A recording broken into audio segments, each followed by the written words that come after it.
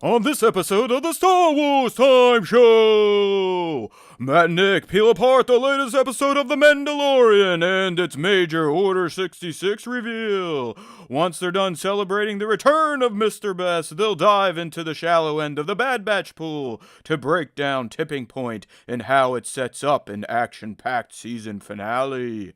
They'll then get into the rumor mill to discuss a Mando S3 exclusive, a Mon Mothma update, and some new details about the Ahsoka series plot structure. Of course, the show will end with the Question of the Week segment and the latest round of Top 5 Star Wars fan artist features. Punch it, Chewie.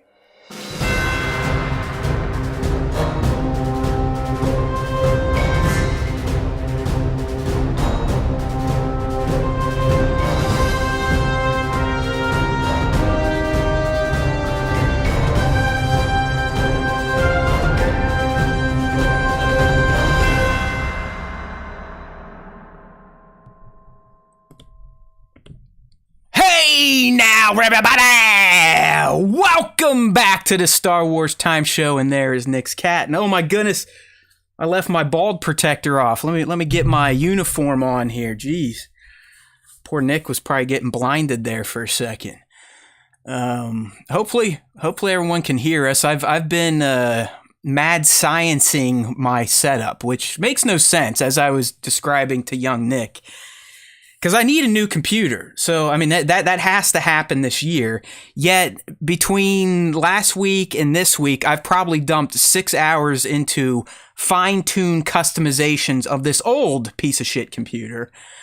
Which means none of my changes or settings or any of the new stuff I've baked into this silly little show will probably carry over to the new machine, and I'll have to redo everything. But, hey. Such is life for the Star Wars Time Show and the curse of the tech. Hey now, everybody. We got some fun Star Wars to talk about today. We got a good Bad Batch again, finally. Or at least I thought it was good. And then we, and another, in my opinion, very fun and exciting, The Mandalorian. Although, Nick, we may talk about it a bit. It seems like the fandom, with a B, is finally turning on The Mandalorian. This has seemed to be one franchise that had some Teflon coating on it, at least when it came to the fandom. But it's starting to change a bit. I'm starting to see some whining, bitching, and moaning out there. And to me, it's really like, have people forgotten what it's like to watch serialized content? Like, it really is, man, because a lot of complaints are like, hey, Mando, what the fuck? Where are we doing? What's it doing? Where are we going? It's like, well, that's the point of weekly releases. You get little insights and hints at where things are going, and that's the fun part of waiting to see what you get next week. It's okay. Once all 8 episodes are done, I'm sure you're going to have a full-fledged tale that makes sense from start to finish. So just chill out, streamers. Not everyone's Netflix. I mean, Nick and I, we grew up in the days of none of that shit, and you had to rely on network TV. Sometimes your shows would go away for 4 or 5 months at a time before you could figure out what happened.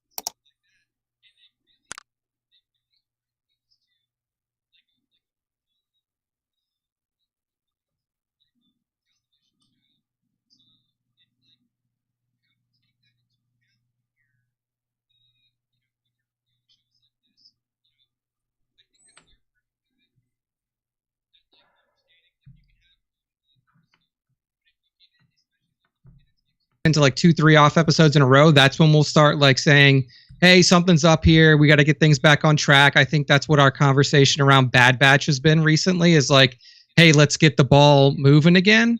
But with Mando, you got 8 episodes. If you take one off, like, I can understand people are like, oh, there's only 8, but like, hey, it's good to get some backstory. It's good to have a little bit of character development and growth happening. And I think that's what this episode was, and is also probably accounts for why it was as short as it was. Like we were complaining last week, oh, this is only a 30-minute long episode. Honestly, it's probably for the best that this episode was 30 minutes because it cut the fat. It got right to what we wanted to see.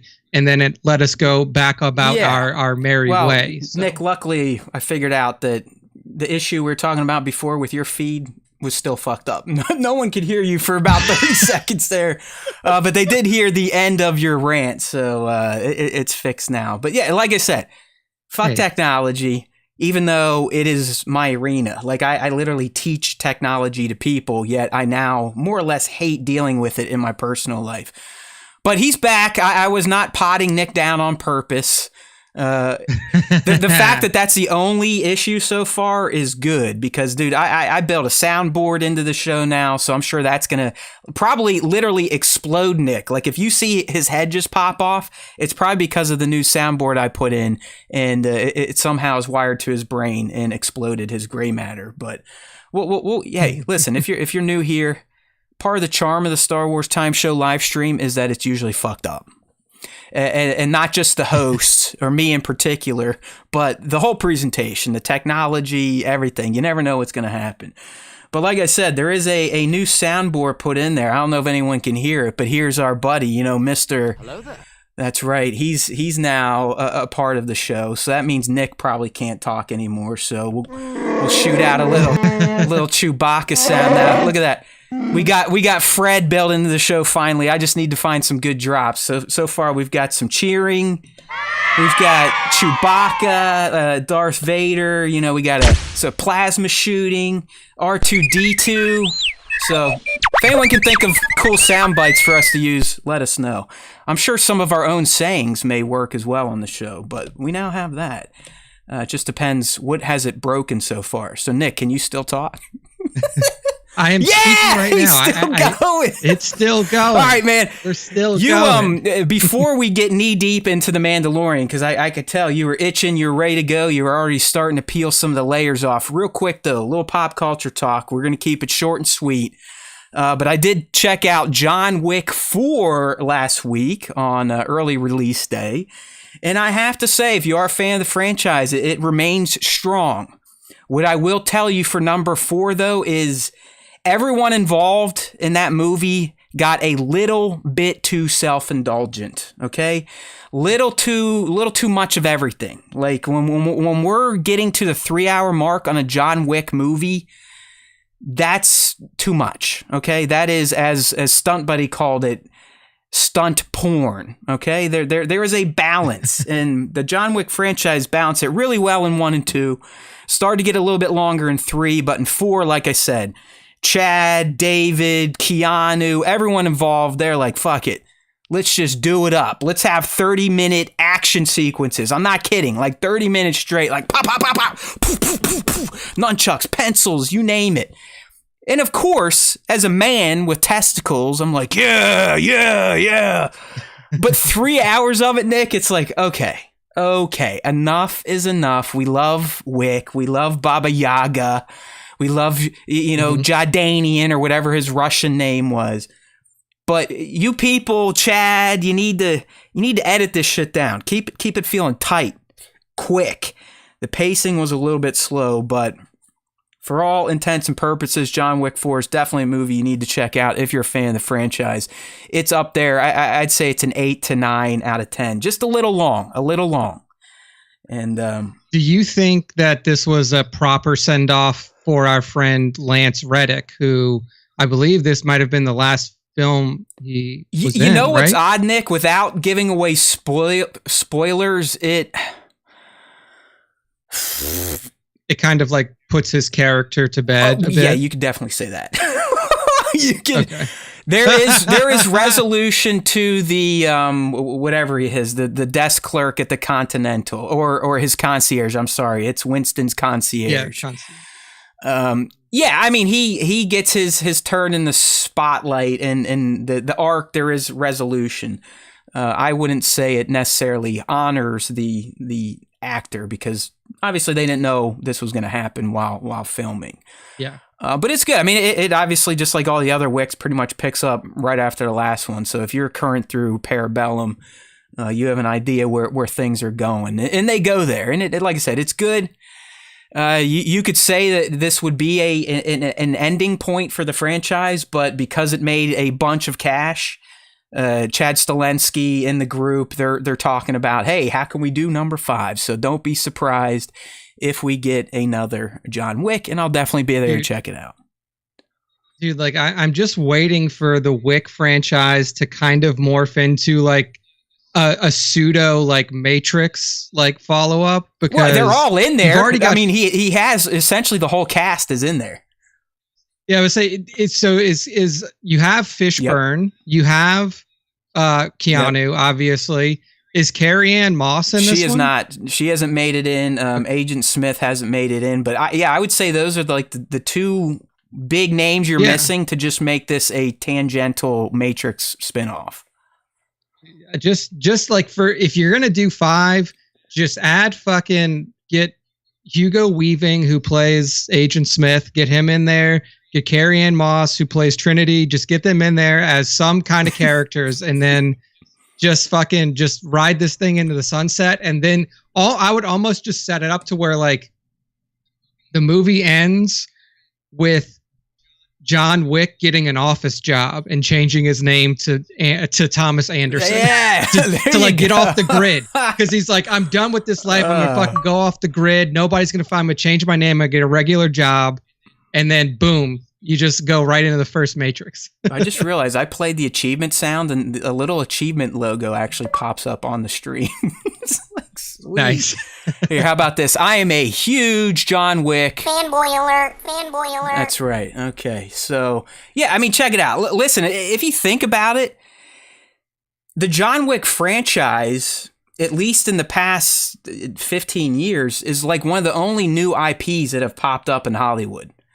You know what I mean? Like everything else is, obviously John Wick itself has become a sequel type of IP, but in terms of just something brand new, it showed up in 2014 and became this juggernaut franchise now. And you don't really see those anymore because every studio, I mean, even Star Wars itself, it's like, all right, how can we print more money? What's familiar? Let's kind of stoke up their nostalgia, that type of stuff. But John Wick, here we go. Yeah.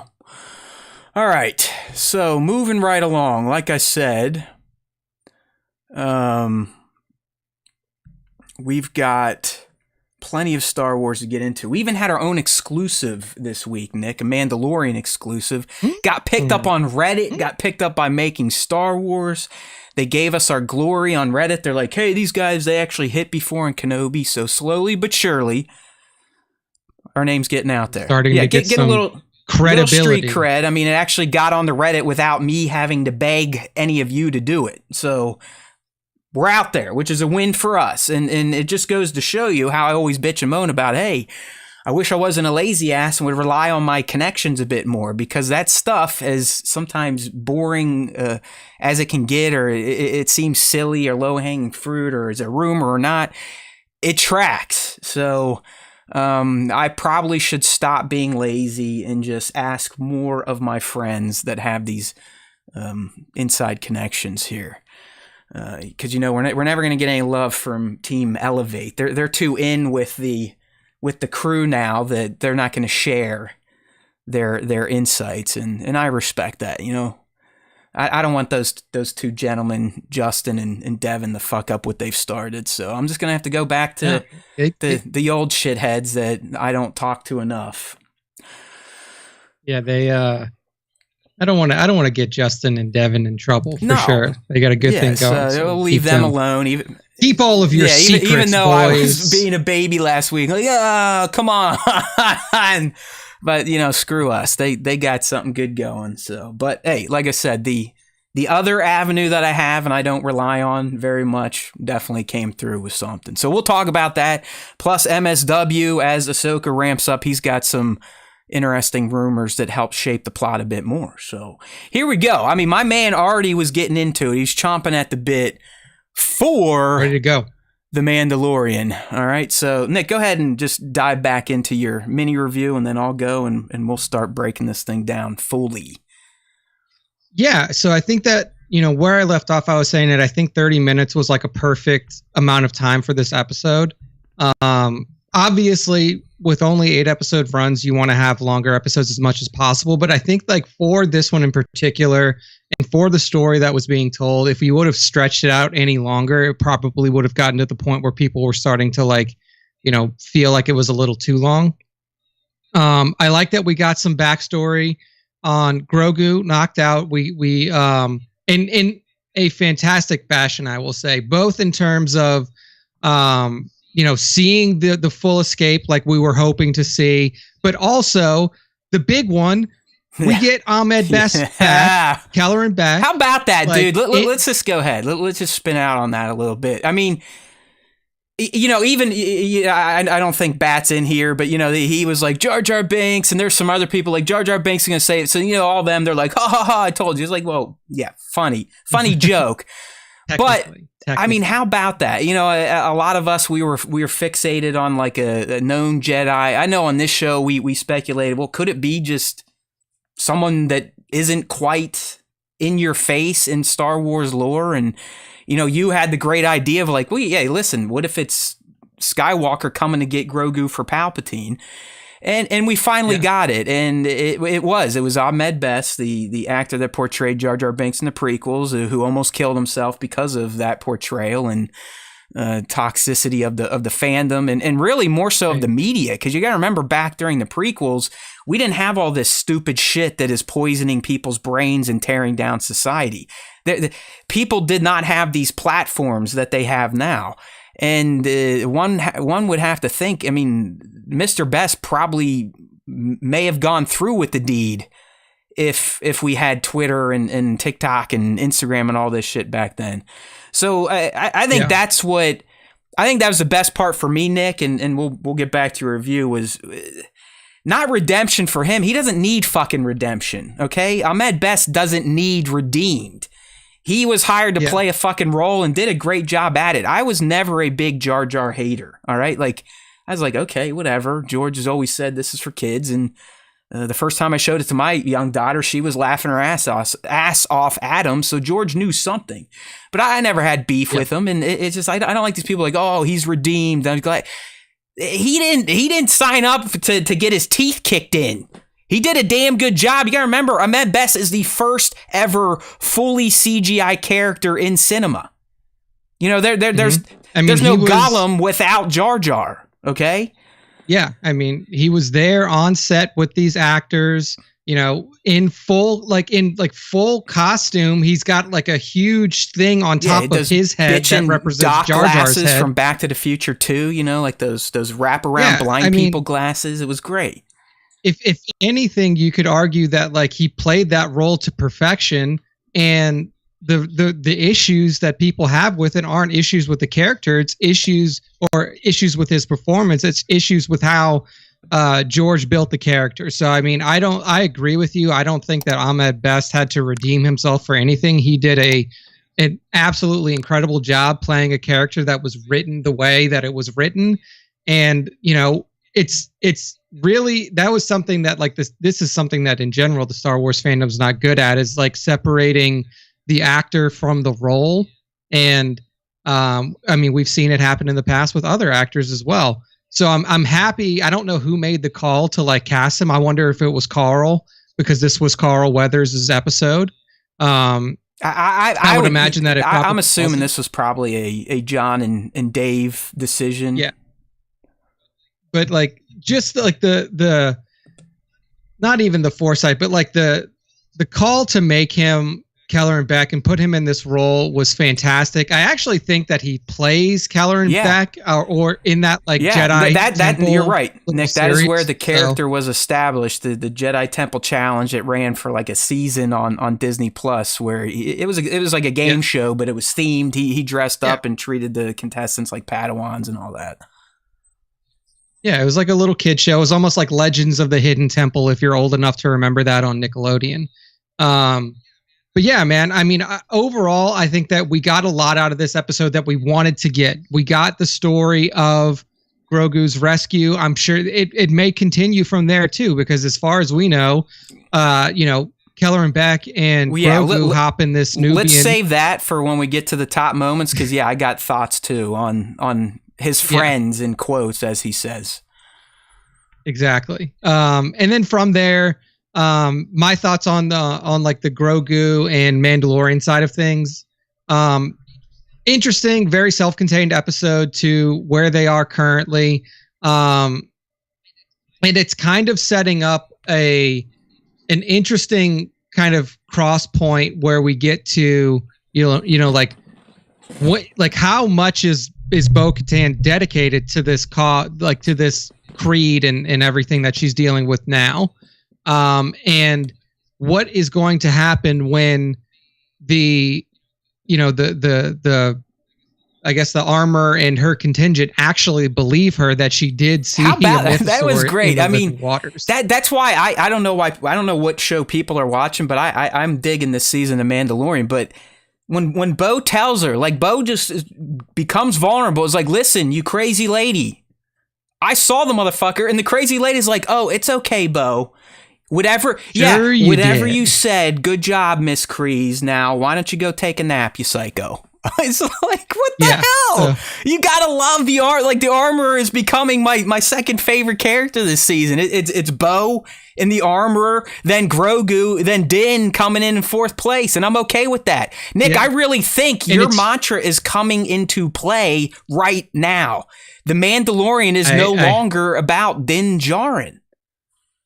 Yeah, I mean, it's about the Mandalorian people. I mean, and here's what's interesting is from that interaction between the Armorer and Bo, like, you have to almost believe that, like, does the Armorer not even believe her own that's bullshit? What I'm saying. Like, she is the best gaslighter in all of Star Wars. Yeah, it's like you have this woman, in Bo-Katan Kryze, who is a royal family member of Mandalorian society, was in line to take the throne after her sister. And this person who is of, I mean, you could, maybe the Armorer doesn't believe her because she was, not a Creed member before 2 days ago, but like, you have this woman who is a very high esteem in Mandalorian culture telling you that I saw a living mythosaur in the living waters under Mandalorian. She's just like, yeah, whatever. I'm sure you did.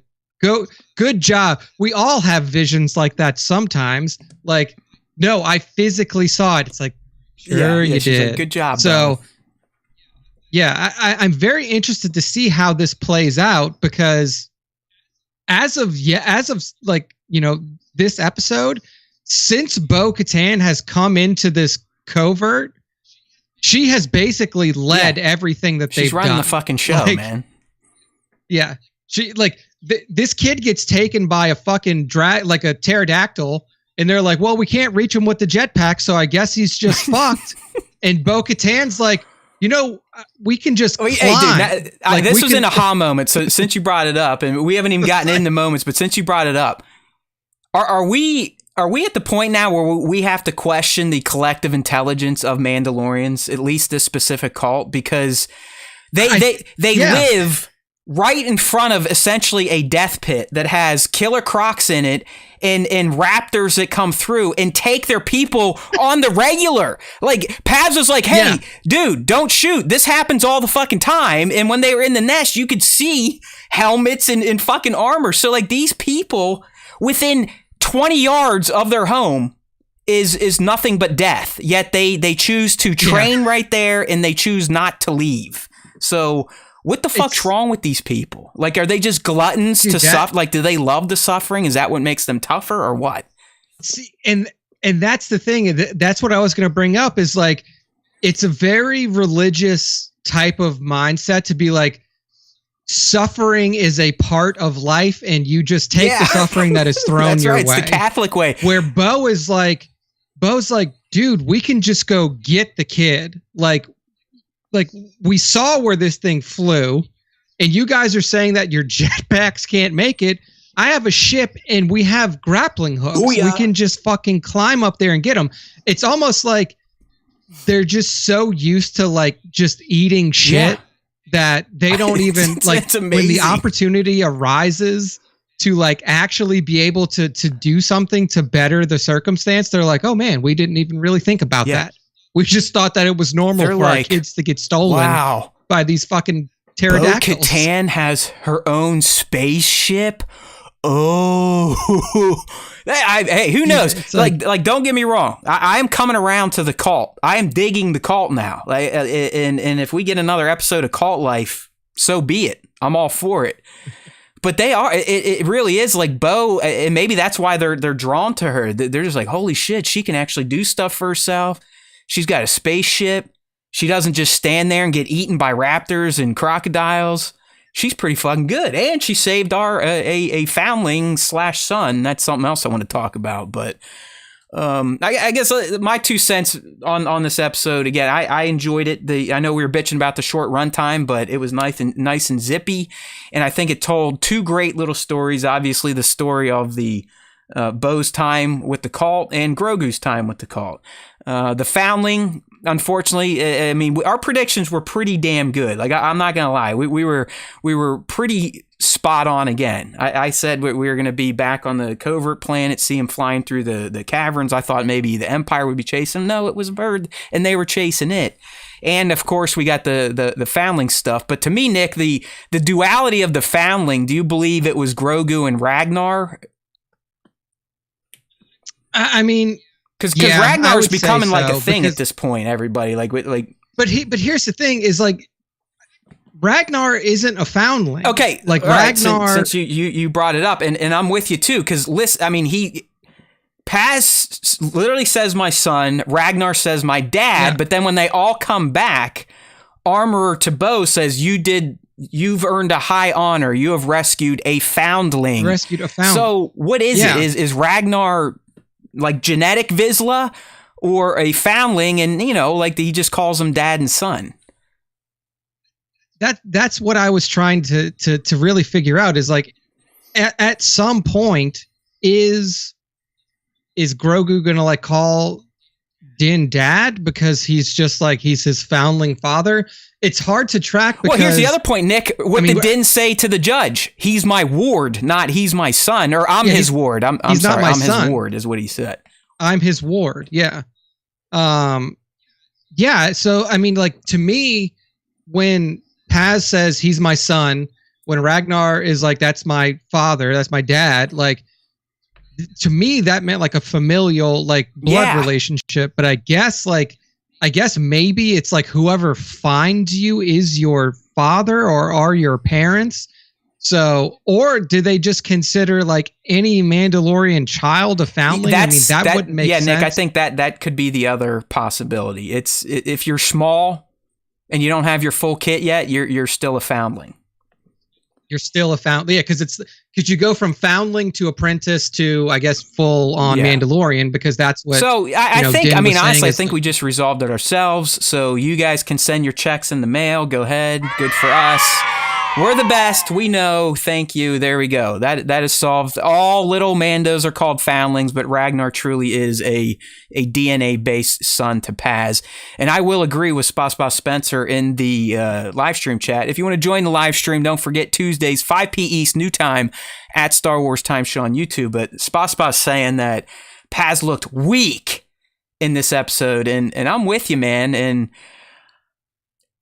I also think some of our long-term speculations are starting to crumble with Paz, the armor, and the cult. Like I have a hard time thinking now that Paz is going to try to undermine the two people that just saved his kid.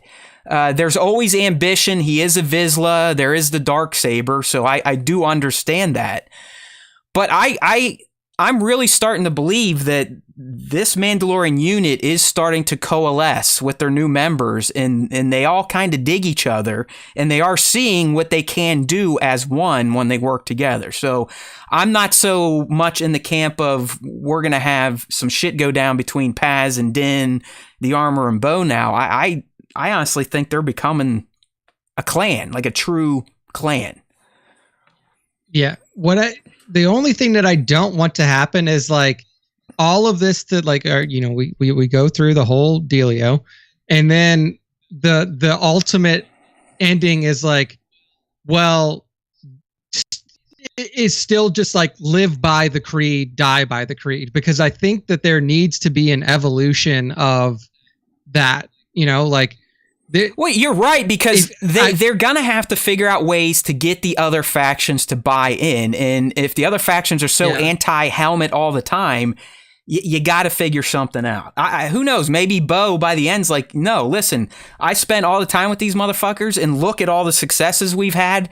I've done nothing but fail until I bought into the creed. So yeah, we're into the creed now. You never know. I mean, she could become a fucking pope in this religion at some point. I would really hate that. Like if that happened, I don't know how much I could support the show anymore.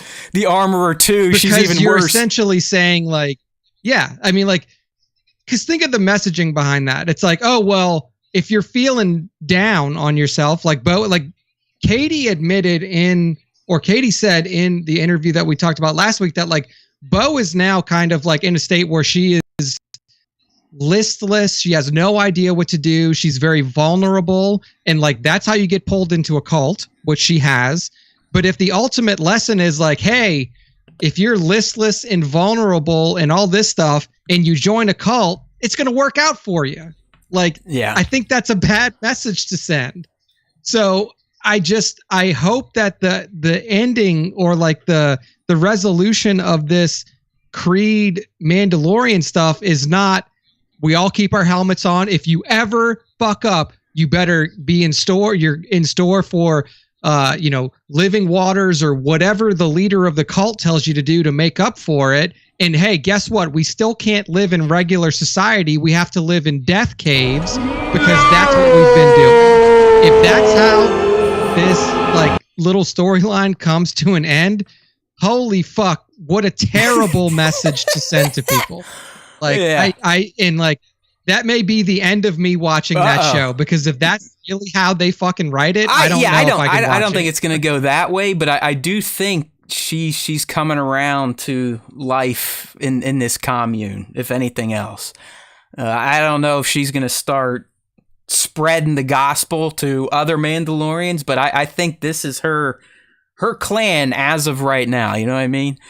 I like this from Johnny in here. All Mando youth are foundlings. Not all foundlings are sons. Yes, that is correct. What are those things called, Nick? If where you say like, things are like mutually exclusive, something like that, or like poop is to pee as vomit is to bio, or something like that. What are those called? You have to take them on the SATs or ACTs.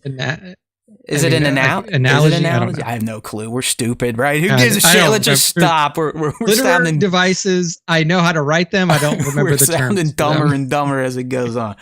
So yeah, anyways, to kind of round out just our personal takes on this episode, I enjoyed it. I'm all for this type of stuff, even the short run times. It was nice and tight, and it was a good balance of the Mando life and seeing Grogu kind of become part of the clan fully, which I dug. I know some people didn't like how those scenes looked, but I loved the little guy. I mean, you're never going to convince me to hate Grogu.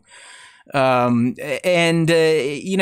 got the more Bo, Din, Armor, Paz interaction and just life as a Mandalorian in the cult. I dig it. The fireplace scene, Paz yielding the seat, Bo whispering like, hey, what the hell are we supposed to do when we eat? Like, I don't know. I dig all this little minutia that seems to be really upsetting the fandom, but who gives a shit? I do like how they're I do like how they're like diving into more of the, like you said, the minutia behind the cult. Like even the opening training scene, that's what we're going to start as our first top moment. I dig that type of stuff, even though they look goofy, that they're just, shooting into water and blowing shit up. But that is stuff I dig. And Nick, I've always said I like the little itty bitty lore that most people could care less about. It's this stuff. Mandalorian lifestyle. I could watch this all day long. Yeah. So, but yeah, I mean, like my overall thoughts very positive on the episode. Yeah, man. I mean, it's going to be really interesting to see how the rest of this season progresses because, I mean, that's the halfway point. We only got 4 left. So, I could maybe understand why some people are getting a little antsy because it feels like maybe we don't really have a good direction right now, But where are we going? Isn't there a bit of excitement in that? And that's why I was so happy at the end of episode 2 when they killed his quest, because then I was like, well, shit. It's pretty wide open at this point in time, and I enjoy that. I mean, I trust in John and Dave that they're going to stick the landing. Okay, they haven't given me a reason not to yet, so I'm not going to sit here every Wednesday and be like, well, shit, I don't know everything yet. Where's it fucking going? They didn't give me all the answers. Like, well, people, that's what this is. Star Wars has always been serialized. I mean, George based it on the shit he used to watch as a kid, like Flash Gordon, where you'd get an episode, then have to wait, and then get an episode and some more information, then wait. It's okay. Just trust the people that are writing the story. I know a lot of you have no trust in Lucasfilm, Kathleen, Bob, you name it, but just remember, John and Dave are the ones crafting the narrative. It'll be okay. Yeah. It'll be okay. Yeah. So trust in the Force. Trust the process. So.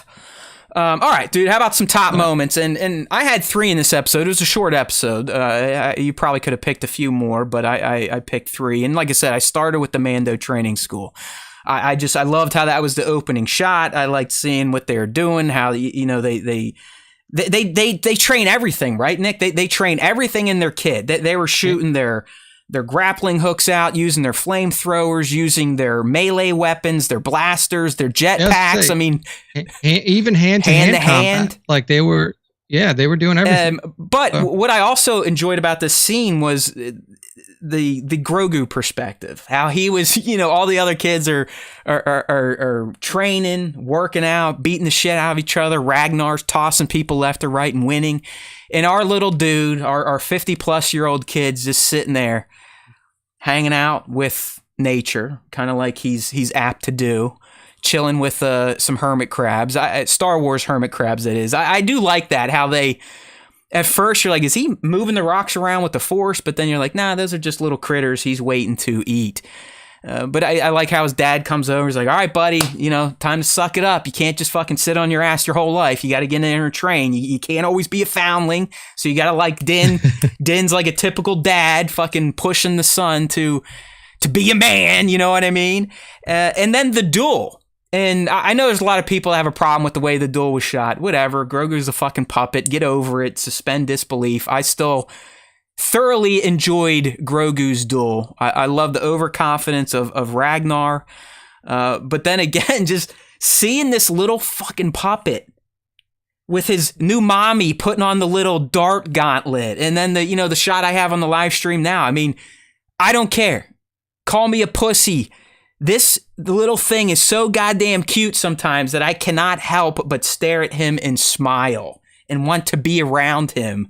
So, he's doing, he does his little flips and he's just getting shot looking at his dad. And then he gives, homeboy the blast, shoots him 3 times and victory for Grogu. I don't know. I mean, did you think that all looked silly or what? I mean, it definitely looks silly. Like when he did the flip thing, definitely looks silly. But then also like, you have to make a choice in that situation because through the whole series, they have committed to Grogu being a real physical puppet. Like they have not CGI'd him other than like when they absolutely need to. And I don't think he's been CG yet, honestly. I don't know. Like, I don't know for sure, but I think everything is puppet. The only thing they're wiping are his puppeteers. Exactly. Like they wipe the puppeteers and then the strings in this case, obviously, but like they've never CGI'd him. They've never, I mean, like maybe they may have like CGI'd some things around him, but he's always been a physical puppet. So it would have been weird if you would have all of a sudden through 3 seasons of TV had this physical puppet that's always been a physical puppet turn into a CGI thing just to do a flip. And he starts moving like his dad Yoda all of a sudden. Yoda. You're like, oh, whoa. Yeah, like Yoda. Whoa. I don't remember that from Luke's training. What the hell happened here, Grogu? Yeah. So I was okay. The only thing that I thought at the end of it was like, well, if you could shoot 3 bullets all at once, why didn't Ragnar just shoot him 3 times when he was standing? If you listen to the judge did lay out that rule to start. I made sure that was laid out. The judge says during each round you may fire your darts any way you wish. So yeah, Ragnar's just stupid, and I like the line, and I like that even his dad was like, yeah, if you don't know, don't fucking talk. I mean, that's not what Din said, but it's another one of the creeds. Essentially, like if one who doesn't know shouldn't speak, something like that. It's like, well, there you go. Yeah. I don't know. I mean, they're clearly setting up a rivalry between the Vizslas and the Jarans at this point in time. I think it's going to remain friendly. Like I said, I mean, at this point, Paz owes Din big. So I don't see how things get off the rails at that point in time. But it does seem like Ragnar and Grogu are going to be kind of like the top dogs of their foundling class, if you will. Yeah, no, it seems like it. I know that, Grogu's got a bit of an unfair advantage because he can use the Force, but you have to work with what skills you have. So it is going to be interesting. While we're talking about this guy, I just want to remind everyone, because a lot of the Star Wars internet is starting to kind of come around to this, but you heard it here many, many eons ago. I've been pitching this guy as the next Force user hybrid for a long time. Don't forget it when it happens, all right? He is the inverse of Tar Vizsla. Instead of being a Mandalorian that became a Jedi, he is a Force user that is becoming a Mandalorian. And yes, I've seen the videos. I don't know if you've seen them, Nick, but if you shine a flashlight underneath a Mythosaur skull, the shadow at the top forms a perfect Grogu shadow. Now, who knows if that's just the fandom getting a little too into the weeds? But you never know. I'm telling you. I mean, the little guy made a choice to leave the greatest Jedi of his time to rejoin the Mandalorian creed. So, I mean, if you think about it, he turned down one religion for another. But like he made the choice to go Mando. Yeah. So, I mean, don't be surprised if he is a full Mandalorian at some point in time in this series. The next Mando Force user.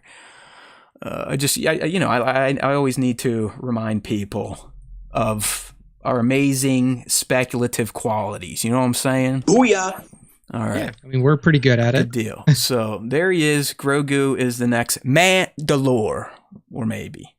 All right. So next top moment. This is a no freaking brainer here. We knew this was coming many months ago, thanks to the trailers, and we got it. We finally got some meat in regards to Grogu's Order 66 escape.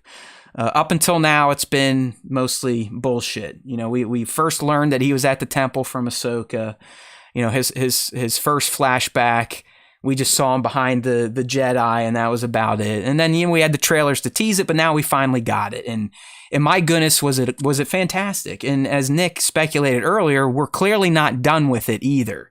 But more on that in a few seconds. So, and Nick, I loved everything about this scene. I like that Grogu is almost triggered into these PTSD flashbacks when he sees sparks or loud noises. The armor kind of kicked him into this one when she was forging his little pimp ass rondelle. But it was just everything about it was great. They gave us answers. That was the most important thing to me. From the get-go, you could hear them or read them if you're using captions, but those 4 Jedi were like, "Get him to Kelleran! We got to get him to Kelleran!" And I'm like, Kelleran, holy shit, I've heard this before, but it wasn't quite clicking yet. And then, they get him into the elevator and he's going up and you're like, oh, they're going to open the door and he's going to get fucking blasted. And the other thing real quick, did anyone notice how tiny little 20-year-old Grogu is, by the way? I mean, I bet, Nick, he's probably palm size at this point in time. I did notice that his head was like a little smaller. Let's just say I spent a little too much time comparing screenshots last week, and it is a noticeable size difference in all of his features. So he has grown in the 30 years. But I just like look at him. I got one shot up now on the live stream. He's just so fucking tiny. He's like, he's like a little bean, man. So that, they get him in there, and the tension's coming in, the elevator ride, and lo and behold, who opens the door? But as soon as I saw that face, I was like, fuck yeah. I was like, I don't even care that Kelleran Beck is, from a game show. That's a mod best. That's the sabered hand. Look at his pimped out Jedi tunic with that gold High Republic-esque inlay, busting out the dual sabers when he sees the one laying on the ground. And people that know about Kelleran Beck, the sabered hand, he is quite adept at dual blade fighting. And he's a teacher of the young ones. He kind of decides when the younglings, the Padawans, are ready to take the trials. So he's a bit above just being, say, a master. He's the one that determines, like, hey, has your master gotten you to a level that you could take the trials to become a Jedi Knight? Yeah.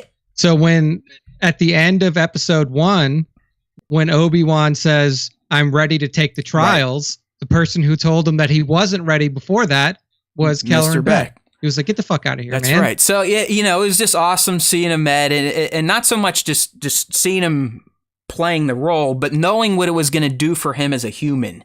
And it was such a positive reaction for him, Nick, that he actually was on Star Wars' official platforms yesterday, just kind of shouting out like, hey, holy hell. This past week, these past 5 days have been absolutely amazing.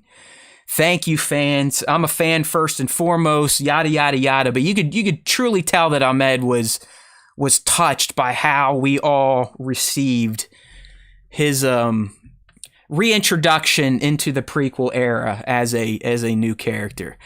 But you know what, Nick? It wasn't even just finally getting answers. It was a damn good scene. I mean, the rescue itself had good action beats. He gets on that bark. They're, flying through Coruscant, dodging shit. You got lats coming around, V-wings. And then where I kind of want to get in the weeds a little bit, he's talking to Grogu, and he's like, hey, I've got some friends. And we learn that the friends are from Naboo. So my question to you, we know it's not Padme, because at this point in time, she's sitting in her apartment, staring at the Jedi Temple burning down, crying, wondering what the fuck her shithead husband is up to.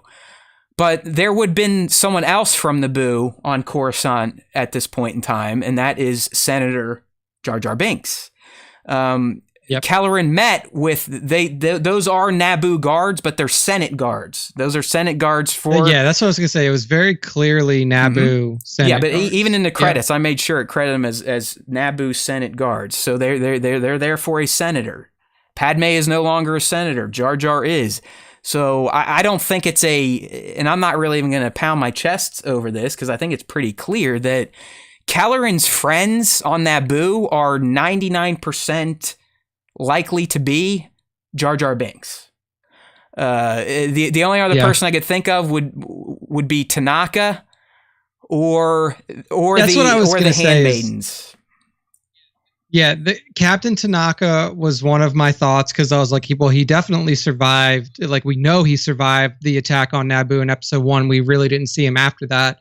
And then the only other thing that I could think of at the time is like those who would become the Amidalans on Naboo, right? Which is led by the handmaids. I mean, I just did a quick cap on the latest Vader, and my goodness, like, the handmaidens are fully mixed into it. Sabe is essentially like his Padme too at this point in time. She's in the Empire Commander Sabe. So, yeah, but you're right. The Amidalans, that's what they called themselves. They were freedom fighters against the Empire on Naboo.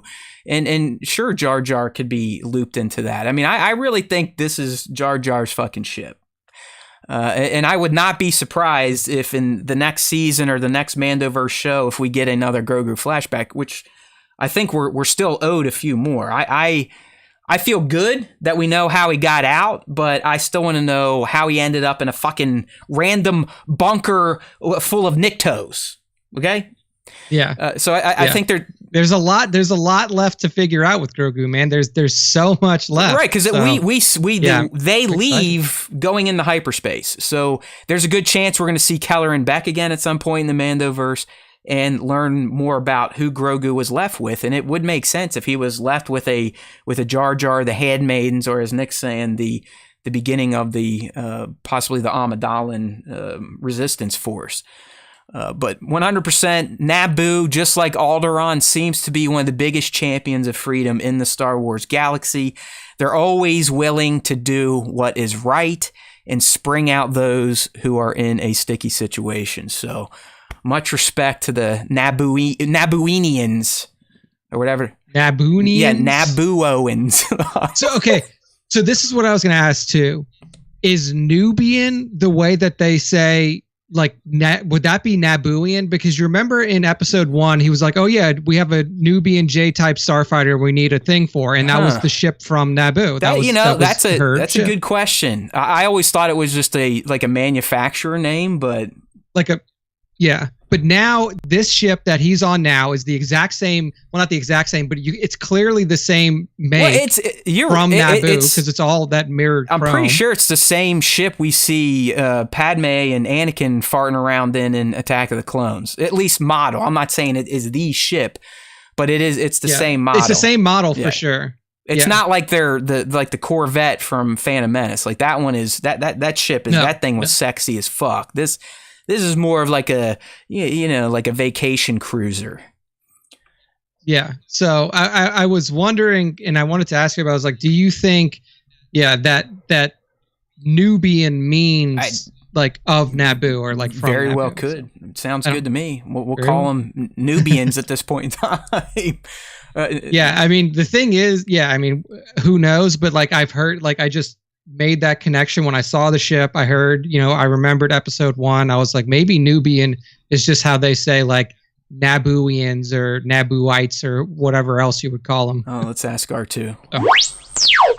I think he told us to just eat shit.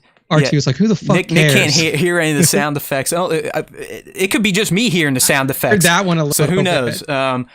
I heard that one a little. All right. Yeah. So I'm shipping. I'm not shipping. I'm going with Jar Jar is Kelleran's friend for sure.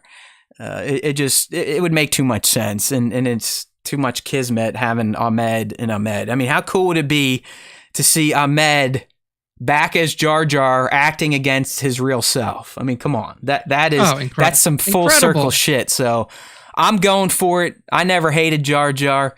Although he definitely fucked up the galaxy. I mean, we can put a lot of blame on him. he made some bad choices. But come on. Sheev's a dick. Sheev essentially was taking advantage of someone with very low IQ, like a slow adult, and that just wasn't cool. So, but that's Sheev for you, bro. That is Sheev for you. All right, and then the final top moment. It looks like I didn't feel like putting these screenshots in order, but was the Ragnar rescue. And Nick, we kind of talked about some of the reasons why this stood out, but I liked everything about it. I liked the fail at the beginning, but I'm in particular talking about the actual rescue where Bo-Katan becomes the leader of the search party. They have that little fire. We get to see how they deal with eating in a community and not just soup, so they can't just tip it back. It's dumb as that sounds, I like that shit. I mean, Bo, I'd be like, Bo, like, hey, what the fuck are we supposed to do? This ain't Pog soup. I can't just like tip my head back. I'm actually gonna have to take this damn thing off to eat. And sure enough, we learn that there is honor if you're the leader, which makes sense for the Mandalorian culture. But just, seeing them work together. Again, a small band of Mandalorians take on a big job, and obviously there was some fuck-ups mixed in because Paz couldn't contain himself. But they still got it done. So I really enjoy watching these people execute missions. And we still have not seen them execute a mission with more than 4 or 5 people. Just imagine when we get to a battle scene when there's 40 of them out there doing shit. I mean, I don't even know what my head's gonna do. It's just I'm not gonna know where to look because it's like, oh, this guy's got his flamethrower, this guy's got his grappling hook, this guy's got the whistling birds, this guy's got the fucking dark saber. Oh, there's a vibro blade. You know what I mean? So they're fun to watch on missions. As lame as that sounds, but I even like the chase with the raptor and how they're shooting those like webs at it to try to tie up its wings, and how Bo loses her pauldron, and then ultimately Din comes in for the rescue and gets some bonus points with Team Vizsla. So just all around, it was a cool mission to watch. Just Mandos being Mandos. Yeah, no, I was a big fan of the rescue. Seeing Paz, like you said, kind of essentially just almost get himself killed as soon as he saw Ragnar. Yeah, I mean, he was like, oh, he's my son. Like, they go so slow, they're so quiet, and then as soon as he sees the nest, he can't control himself. He can't do it. And it was like, and the thing was, it was like an easy save if he didn't do that, because the thing dropped the kid, and the little pterodactyls weren't like immediately going after him. You could have like all just swooped in, got out of there, but he couldn't handle it. He couldn't. How long do you think Ragnar was in the raptor's gut? Oh man, that's a good. I mean, it only had to be like what, 5-10 minutes. Well, I mean, most, they slept overnight. I guess they had to climb. I mean, it was well beyond a day, a rotation, as they say, before they got there. So either he was chilling in that bird's gut for a day and a night until the other Mandos showed up, or the mom bird had him stashed somewhere, and then when it was getting ready to regurgitate it to the baby, she snapped him up and swallowed him for the old spit up. I think that's what happened, is like he wasn't like covered in bile or like any sort of like digestive juices. So I almost think that like, because the mom came flying into the nest as soon as they got up there. So it almost seems like she stashed him away somewhere and then like picked him back up and then feeding time. Yeah, because when she heard the babies chirping, she's like, all right, I'll go up there and vomit up this human body. Yeah. Because you can see too, like in the chase, she's holding Ragnar in her like claws. Like, right. So like he wasn't in the gullet at that time. So I almost think that like she just put him down somewhere else and then just like put him in the gullet to like fly to the nest. I mean, she's kind of a shitty bird mom then, if you think about it, because she didn't really chew the food up for him and create like the cud that they regurgitate. It's kind of fucked up. It's definitely supposed to be a little bit more like digested food feeling. She's like, no, my baby raptors got to do it the hard way. They got to chew through the bone and the Beskar themselves. Fuck this shit. That Beskar gives me diarrhea. Yeah. So, shit, I had an idea, but it quickly faded. That's what happens. It went away. That's what happens in the old ages with the gray matter up there. Shit. What the hell was it? Oh, well. Oh, the new foundlings. So, do we see Mandos mounted on raptors this season, or is that for season 4? That may be for because I don't know how long those things take to fly, and they definitely look like baby. Oh, they're all bald. They're bald. They don't mama. have any of their like leathery skin yet. Yeah. That might be like a season. Yeah, that might be like a season 4 thing. Is like you finally get these Mandos starting to. But yeah, I mean, everyone knows that's coming, right? You don't throw that little moment in just for shits and giggles. Like, oh, hey, we got 3 new foundlings. I mean, that's those things are going to be repurposed for that cult to ride them like Valkyries, and that's going to look amazing. I mean, do you think they'll deck them out in any sort of armor, or are they just going to? Jump on and put like some sort of what the fuck do the horses use, reins on there? Yeah, I was gonna say like you could put like a saddle and reins and maybe that's it. But no, I think they'll give them a little bit of a. They'll give them a little something. They'll give them a little armor. It has to happen. Like you don't include that just as a throwaway moment. I'm just wondering, like, is it going to be this right at the end? Like they come in, you know what I'm talking about? Like let's say there is this big battle taking place with the Empire, where Mando factions reunited. things are looking a bit dire, but then, here we come. Here come either, the armor or the Vizslas or the Jarans. They're on the fucking Raptors, and they start playing the music from Apocalypse Now, Wagner, and they just come in and start fucking giddying up. You know what I mean? I feel like that's how they're going to come in. It's going to be, they're not going to come in the battle to start. They're going to be to save. You heard it here first. Yeah, no, that's definitely like what is it called? That's like when the cavalry arrives. Right. The ground troops are there first. They're getting their ass kicked, and then the cavalry arrives with their fucking pterodactyls. Yeah, they like napalms and all that type of stuff. All right, how about some Easter eggs and references from this episode? My screenshots are pretty terrible, and that's what happens on these Killer Wednesdays. And can I just say, thank God tomorrow's the last double dip Star Wars Wednesday, and if they ever do this again, I'm gonna quit. I don't want to say it's been a miserable experience, because listen, I love being busy. I have real problems when I'm not busy. Like, my mind gets screwy and I get myself into trouble. I love being busy, but I am done. This is going to be like week 4 or 5 in a row of pretty much working on my desk from 5 in the morning till 5:36 at night. Real work mixed in with all this horse shit. Thank God tomorrow's the last double dip. That's all I can say. And it's going to be the worst one, because we're getting 2 bad batches in addition to a Mando. So I'm not out of it yet, but holy hell, am I appreciative that this fucking experiment is about over. Fuck you, Disney Plus. All right. Well, I'll do my best to find screens for the eggs, because I definitely fucked these up or didn't upload all the right ones. I get delirious at times when I'm breaking down all this content, not knowing what the hell is what. But I clearly left a lot of them out. So anyways, first Easter egg here, or I guess a reference, if you will. I don't have a great screen for it, so we'll just look at the Mandos on the beach. But Bo-Katan, when they're planning things out, she drops a Kir Morit reference, which is indeed a mountain on Mandalore that has appeared in previous Star Wars lore. In particular, they come from Legend Republic Commando novels. Apparently, some clones ended up on Mandalore and were training in a village by Kir Morit. All right, so that was cool.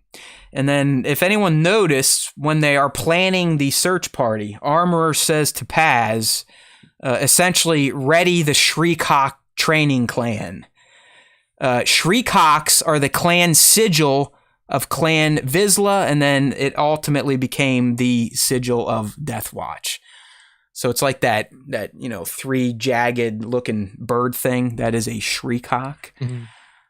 This was an easy one here, a big no da, but Caloran Beck is a reference to past Star Wars Jedi Temple Challenge, and of course we got the Ahmed Best cameo. Not a big surprise. In addition to those, hopefully everyone heard a familiar sounding voice during the flashback. That was not Ahmed Best. That was none other than Tem Morrison voicing the clones during Order 66. So that was a nice little nod to Boba Fett. Speaking of the getaway, boy, were we loaded with prequel era references. I mean, we had a bark speeder with a sidecar. You had the Lats. You had the V-Wings all chasing Caloran through Coruscant. You got to wonder, Nick, I mean, obviously that night was kind of fucked up in Coruscant. But do you think the people of Coruscant are just used to having high-speed chases and like ship-to-ship dogfights in the middle of rush hour? It seemed like it happened so often, right? Like it happened all the time, and like nobody seemed fazed by it when it happened in episode 2. Nobody seemed fazed by it when it happened now. They're all just like, yeah, people got places to go. Yeah, I mean, I think that's just like a common occurrence, especially because Coruscant has such a huge underworld. Yeah, and those presence. Rich fuckers, they're not paying attention anyways. It's funny. Yeah, they're not even driving. I mean, literally in the middle of the most populous planet in the galaxy, you have full-on dogfights taking place. And sometimes, in fact, in some of the cartoons, you have like Star Destroyer size, Star Cruiser size ships shooting stuff in the middle of Coruscant evening traffic. So whatever, hey. The rich don't give a shit. Like Nick said, they're not being driven anyways. They're like parents sitting back there probably gambling or bitching and moaning about not having a party to go to. Yeah, they have no idea what's happening around them. They're just looking at their holocom devices. Speaking of Perrin, we've got a little interesting rumor about his better half coming up later on in the show. Hello there. Okay, well, shit. Sticking with that scene, we had the Naboo ship, the soldiers, and last but not least, at the very end of the rescue, Nick, what came back as a callback? The Croc. And not only did the Croc reference himself, but to me, I felt like that was a nod to Qui-Gon Jinn's mantra of "there's always a bigger fish." That was a nice little touch there at the end. Okay, let me go through some of my ha's. I know we already talked about, Mandos live in constant death. They're dumb, but it makes them tougher, I guess. We talked about Kelleran's friends being Nubian. Nubian, or at least Jar Jar and handmaidens. It's gotta be new. It's gotta be mean Naboo. All right. Well, I'm sure. I'm looking it up. Good. I was like, I'm sure we could use the internet to figure this out. Nope, I was wrong. Nubia is an entire world. So it's like Corellia then. That they specialize in ship making or quat drive yards, something like that. Nubia is home to the industrial automation droid factories and Nubia Star Drives Inc. starships. So it is kind of like, Corellia in that. Beautiful. Sense. Or Kuat drive yards. Beautiful. All right, here's one for you. And it's not so much, we got to get deep on it, but, as a fan that has watched this franchise, at least me, since birth, the prequels, then the Clone Wars to make the prequels better. Did anyone else just sit there during the flashback and seeing Order 66 from another perspective just go, you know what, this is so fucking cool to think about. To think that while this is going on, we have Anakin in the temple murdering people in Revenge of the Sith. We have Ahsoka and Rex fighting for their lives on that Star Cruiser from the Clone Wars. We know Obi-Wan has just been almost tried to get taken out on, what was that? Not Felucia, but the other planet. I just love Utapau. There you go. I just love like the more layers they add to Order 66 in the prequel era, the more you can kind of see how that era's tendrils have extended deep now into the franchise. And I just like, as a fan, being able to think like when we were watching Kelleran save Grogu, there's so much other shit that we've seen that is taking place concurrently now. And that's just awesome to think like how big the prequel universe has gotten because of all this backfill content. Yeah. I mean, like it literally, like you see the chaos of just this one day, like continuing to grow. Like at first it's like, okay, well, we know that the temple is getting destroyed and raided. And we know that these Jedi all over the place are getting like hunted down by their clones. But then also you have like rescue missions happening. You have, like you said, you have Jedi masters across the galaxy, like, Obi-Wan on Utapau and all of the other ones who didn't initially get killed in Order 66, like scrambling to figure out what the fuck's going on. You have somebody like Kelleran Beck saving Grogu and bringing him to like a location of a yet to be named planet. I mean, maybe he goes to Naboo. That's what we're assuming. Like, there's just so much that was happening in such a short amount of time that like it's hard to like almost keep track of everything. Yeah. It's like, okay, well, this guy was doing this guy was doing this. Well, I like, remember, man, what else? I remember when we were watching the Siege of Mandalore and those final episodes where they do get Maul, they seemingly win, they're going back, and then Order 66 takes place. But as Ahsoka's on the bridge, she's experiencing Anakin's betrayal. And like the visions of his. Yeah, and I remember watching. I was like, well, because we've seen this in the past, I can visualize what she's visualizing, and that's the same thing that's happening here now. It's like now that we know that Kelleran was doing this, I can think of like, well, Anakin was there, essentially causing all the chaos. Padme's crying right now as her people are helping Kelleran save Grogu, and she has no clue that her husband has gone off the fucking deep end. Kenobi is trying to get back to the Jedi. Yoda, I think he got picked up by Bail at some point in time. It's just that he got picked up by Bail. There's just so much going on, like you said, around Order 66 that we didn't know about back in 2005 because it didn't exist. But now in 2023, as fans that have been loyal and have watched that era just blow up with all the, the cartoon content and whatnot, it's crazy that we can sit here now and be like, well, yeah, this is happening at this moment. This is happening at this moment. This is happening at this moment. Holy shit, there's so much going on. It's awesome. Yeah, no, I mean, I love how they continue to add to that era. I hope that we get a similar treatment. Like Bat said, Yoda's on era. Kashyyyk when Grogu, his son, is getting picked up by Kelleran. Like that we have all those connections now. Yeah. And give me a break. I mean, come on. Is anyone else starting to think that there's some relation now between Grogu and the two other green short things in the Jedi Temple? It just seems too convenient. You know what I mean? And it was also like, I mean, I know he was like essentially stashed away because he was a child. Like he was very young, at least. Before you get into that, don't you also feel like now that the Jedi had a specific plan for Grogu if shit hit the fan? So like he wasn't just a regular Padawan. No, he was, and that's the thing is like, I don't believe that Yaddle and Yoda like had sex and had a baby, but like there is definitely some sort of link between those three characters. And I'm waiting to see like what this link is, because there are so few of these creatures out there, almost to the point to where they don't even have a species name. He could be the last. He could be the last for all we know. He could. Yeah, he could. Like it's very interesting to see like what his origin story is going to be, because for all that we've seen of Grogu so far, we still don't have his actual origin story, which I'm very interested to like dig into once we get to it. Now, Nick, do you think they cover that, or is that something they keep close to the vest? I mean, because if you do that, it's almost like you're.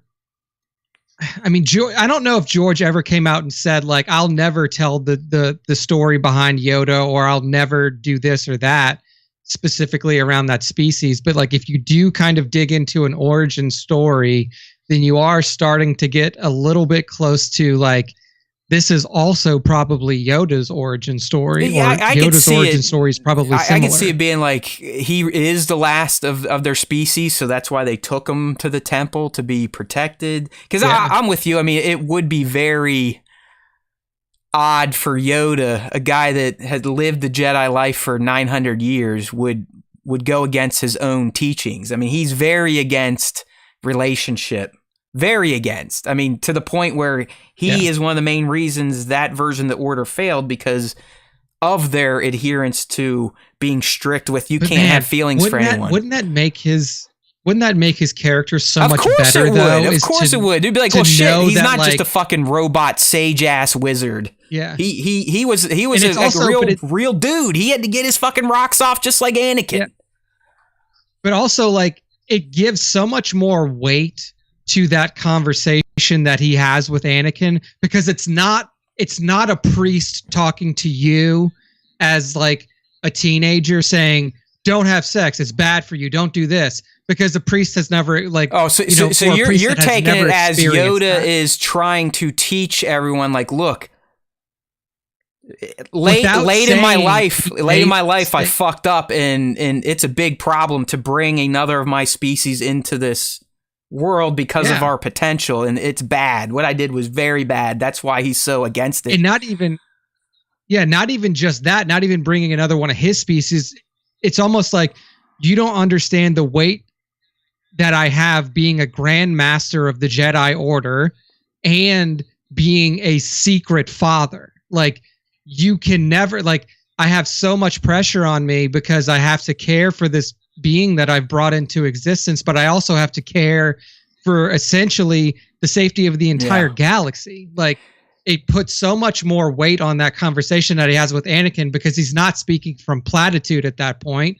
And that's what always made it so like almost so like drop the meaning of it because like he's not speaking from experience, or we assume that he wasn't. He was only speaking based off of teaching and platitude. But if we find out that Grogu is really his kid, then that conversation that he has with Anakin means so much more. It's like, trust me, I know that I can't tell you what I've done, but if you knew what if you knew what I'm going through now, and you knew the history, or like, it's just, it's so much, it just changes the whole context of that conversation. So I do hope that we somehow get into Grogu's origin story, and that feeds into Yoda's, but man, that would change. It would be wild. I mean, Devin's asking, is Grogu a Yoda clone? I highly doubt it. I don't even know if cloning was, well, obviously Kaminoans knew what they were doing. The clone army was commissioned right before the Phantom Menace. They were allowed to grow for 10 years. So yeah, I don't think he's a clone, because why would Yoda would not willingly allow himself to be cloned, nor would you be able to get a hold of Yoda to get a sample to clone him and then him just go, oh, here, we cloned you, have him. That doesn't make sense to me. I'm going with, maybe Yoda did stumble, or maybe he was charged with protecting the last of his kind, and he never made it known that this is what Grogu was. I'm not huge on the clone theory.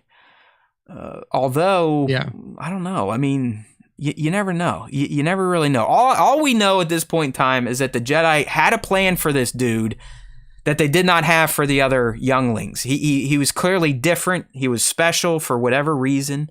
Is it because it is of Yoda's genetics, or just the last of Yoda's kind, and they know what these creatures can turn into, at least when it comes to the Force? That's why he got special treatment. I don't know. The cloning thing just doesn't seem like something Jedi would get into willingly. And then if it was against Yoda's will, why would the person then just give it back to them? You know what I mean? Like, if you're going to clone a Yoda, you're probably going to do it for nefarious reasons, as we're guessing what Gideon has in mind for Grogu's blood. So it'd be weird to give Yoda back his clone self. Yeah. But I mean, do you think these are answers they have planned, or are they just concerned with showing us how he got from the temple to the Nikto bunker? Or do they even take it that far? Do they just take it to, hey, here's who we met on Naboo? Because I feel like there's legs left in Grogu's flashbacks, at least to me. Yeah, there's definitely legs left. I do think that they have plans for like post save and like where we're going after where we are now, for sure. Okay. I think there are plans. I don't know, man. I don't think that they would have really gone into like, I mean, maybe they have, but I think that they know, like John and Dave know Grogu's whole origin story. I think they know it. Just like I think that George knows Yoda's whole origin story. Like he's probably, and we know a little bit of Yoda's origin story, at least going back as far as like who his master was, and that's why he speaks the way he does. I don't know if we'll ever get it, though. Yeah, like Devin, I think that he's saying they must have a backstory in the chat. And I agree. I think they do. Do they give it to us? Does it? It would have to support whatever current story they're trying to tell. And I guess we could just be like, well, keep writing scenes where Grogu sees sparks and hear loud sounds, and then his PTSD will kick in, and we'll get more flashbacks. But I don't know. I love talking about this type of shit and start, try to speculate what's going on here. But hey, the Foundling moved the goalposts. So now we have new shit to think about when it comes to Grogu. Now we know who rescued him. Now the questions remain, all right, where'd they go after the jump? Do they go right to Naboo? Do they go to somewhere else? Do they, who knows? And obviously, Grogu's true backstory. Why was he special? Yeah. Why did the Jedi have a kind of like an exit plan for him that was specific to Kelleran Beck? How did Kelleran know beforehand to have these Naboo friends at the ready. I mean, it's not like the Jedi knew Order 66 was coming, or it wouldn't have been that big of a deal. So, I mean, you know what I mean, Nick? It's almost like they had a disaster recovery plan for Grogu in place even before Palpatine came to power as a Sith. That's how damn special he was. And why is he that way? We still don't know. Is he a clone? Yeah. Is he a true descendant of the Yoda? Is he the last of his kind? Is that why he was special? I don't know. I think they're all good theories, but it's hard with what has been presented to us to really kind of lock down his past at this point. Yeah. I mean, it's going to be interesting to see where his story progresses from here, because there's just so much backstory to know, and people are so interested to see, like, where did this kid come from? So, yeah, I mean, hopefully many more seasons of The Mandalorian will start to reveal that to us. Nick, it seems my clicking and searching on Instagram has made it into my browser, because there's an ad on the site right now of like gymnastics girls with their butt cheeks showing. It says these athletes showed too much. Oh gosh. I'm the prototypical almost 43-year-old creepy guy at this point, where I'm just on Instagram like, yep, there's another girl dancing. Yep, there's another girl dancing. Oh, there's a girl in a sundress in front of a light window so you can see through it. Yeah, I mean, I am a thirst trap rube on social media. I think that's also just like the popular content on the Instagram algorithm now, I think. I can't even, dude, if I was a little kid and I had this shit at my disposal, I think I would have been locked in my room masturbating nonstop. I mean, I had a problem back then where, I had to like get Sports Illustrateds, or, I'll never forget the time I found my dad's stash. That was like a freaking eureka moment. You know what I mean? The first time I found my dad's stash, I was like, hallelujah! Yes, finally something better than Sports Illustrated. I remember one time at a hotel, someone stashed their dirty mags under the seat. The previous guest, I found those, brought them back on a train, was whacking off in the train bathroom at like 8 years old. Like, I had problems, my friends. Let's just say I was practicing with myself before I could even have it spit up. So that's how far back my habit goes. We get real here on the Star Wars Time Show. You know what I mean? All right, so we covered all the Haas. Potential rivalry between Grogu and Ragnar. Check. Confirmed Ragnar's Paz's son, but also a foundling. Check. Croc always a bigger fish. Check. Do we see Mandos on Raptors? Check. Bo tells Armor about Mythosaur, and she kind of plays it off. Double check. That is interesting. I don't know. I still don't think that's the Armor being shady. I think, like Nick said, it could be the Armor just not fully believing in her own bullshit. As I honestly, and I don't want to get people upset that are religious. If you love your religion, good for you. I'm not here to take it from you. But I can tell you, as a young kid that went through Catherine indoctrination from whenever I could go until I was out of high school, essentially, I always looked at the priests, Nick, I'm not kidding, and I'd be like, do these guys really believe what they're fucking saying? I was like, do these guys really believe this shit? Because I'm a little kid and they're telling me it's all real, and I don't believe it. So do these guys fucking believe these stories they're telling me? And that's kind of how I look at the Armor. Like, does she truly even believe in this bullshit, or is she just propping it up because she knows it's a method of control? It's a belief system that kind of keeps people from acting like complete animals. Yeah, and like that has always been the question for me, is like, do the people in the cult actually believe it, or is it just like, hey, this is our only shot, like this is all we got to go on now, like, like what is the real, like, what's the real feeling within the cult itself? Right. And yeah, belief systems are weird, especially when it's an organized religion. Because I really did. I mean, my whole life, I was like, okay, these adults, they all seem like this is real shit. But in the back of my head, I always be like, I'm not getting it. Like, I pray, I don't fucking hear anybody, and I ask for this, nothing fucking happens. Like, do I just play along with everyone? Is that what this is? Because, I mean, you probably have some friends. I still have some friends. They're like, oh, yeah, pray at dinner, pray this, pray for that. I'm like, okay, whatever works for you. But it never made sense to me, and I was always afraid to talk about it as a little kid, because as a Catholic, you're essentially told if you don't have faith, you're going to hell. Just have faith. That's pretty much what you're told in religion. If you have faith, it don't fucking matter. Don't question anything. Just, you got to have faith. Questions are bad. So my whole life, I was like, what the fuck? Like, is it me? Am I the weirdo? Why, do I not have a direct connection to God? Because when I ask for stuff or when I pray, I don't fucking hear anything. And these guys in their frocks are telling me they're talking to the motherfucker every night. Sorry. Yeah, man. I mean, it's like, and that's why I've been like I know I've been railing on religion too, but like I constantly call it a cult, because I do think that there is a big difference between like a cult and a religion. A cult is like cults are run by very selfish people who are using their influence and their power to hold a group of people under their sway without giving them the full truth of what's going on. I think that that's what this is. I think that the armor is somebody who is trying to consolidate power under herself. And she sees an opportunity with Bo-Katan now, which is why she hasn't like really pushed back against Bo-Katan, but she sees an opportunity with Bo-Katan to be like, if I can just get her to buy in as well, then I'll have everybody.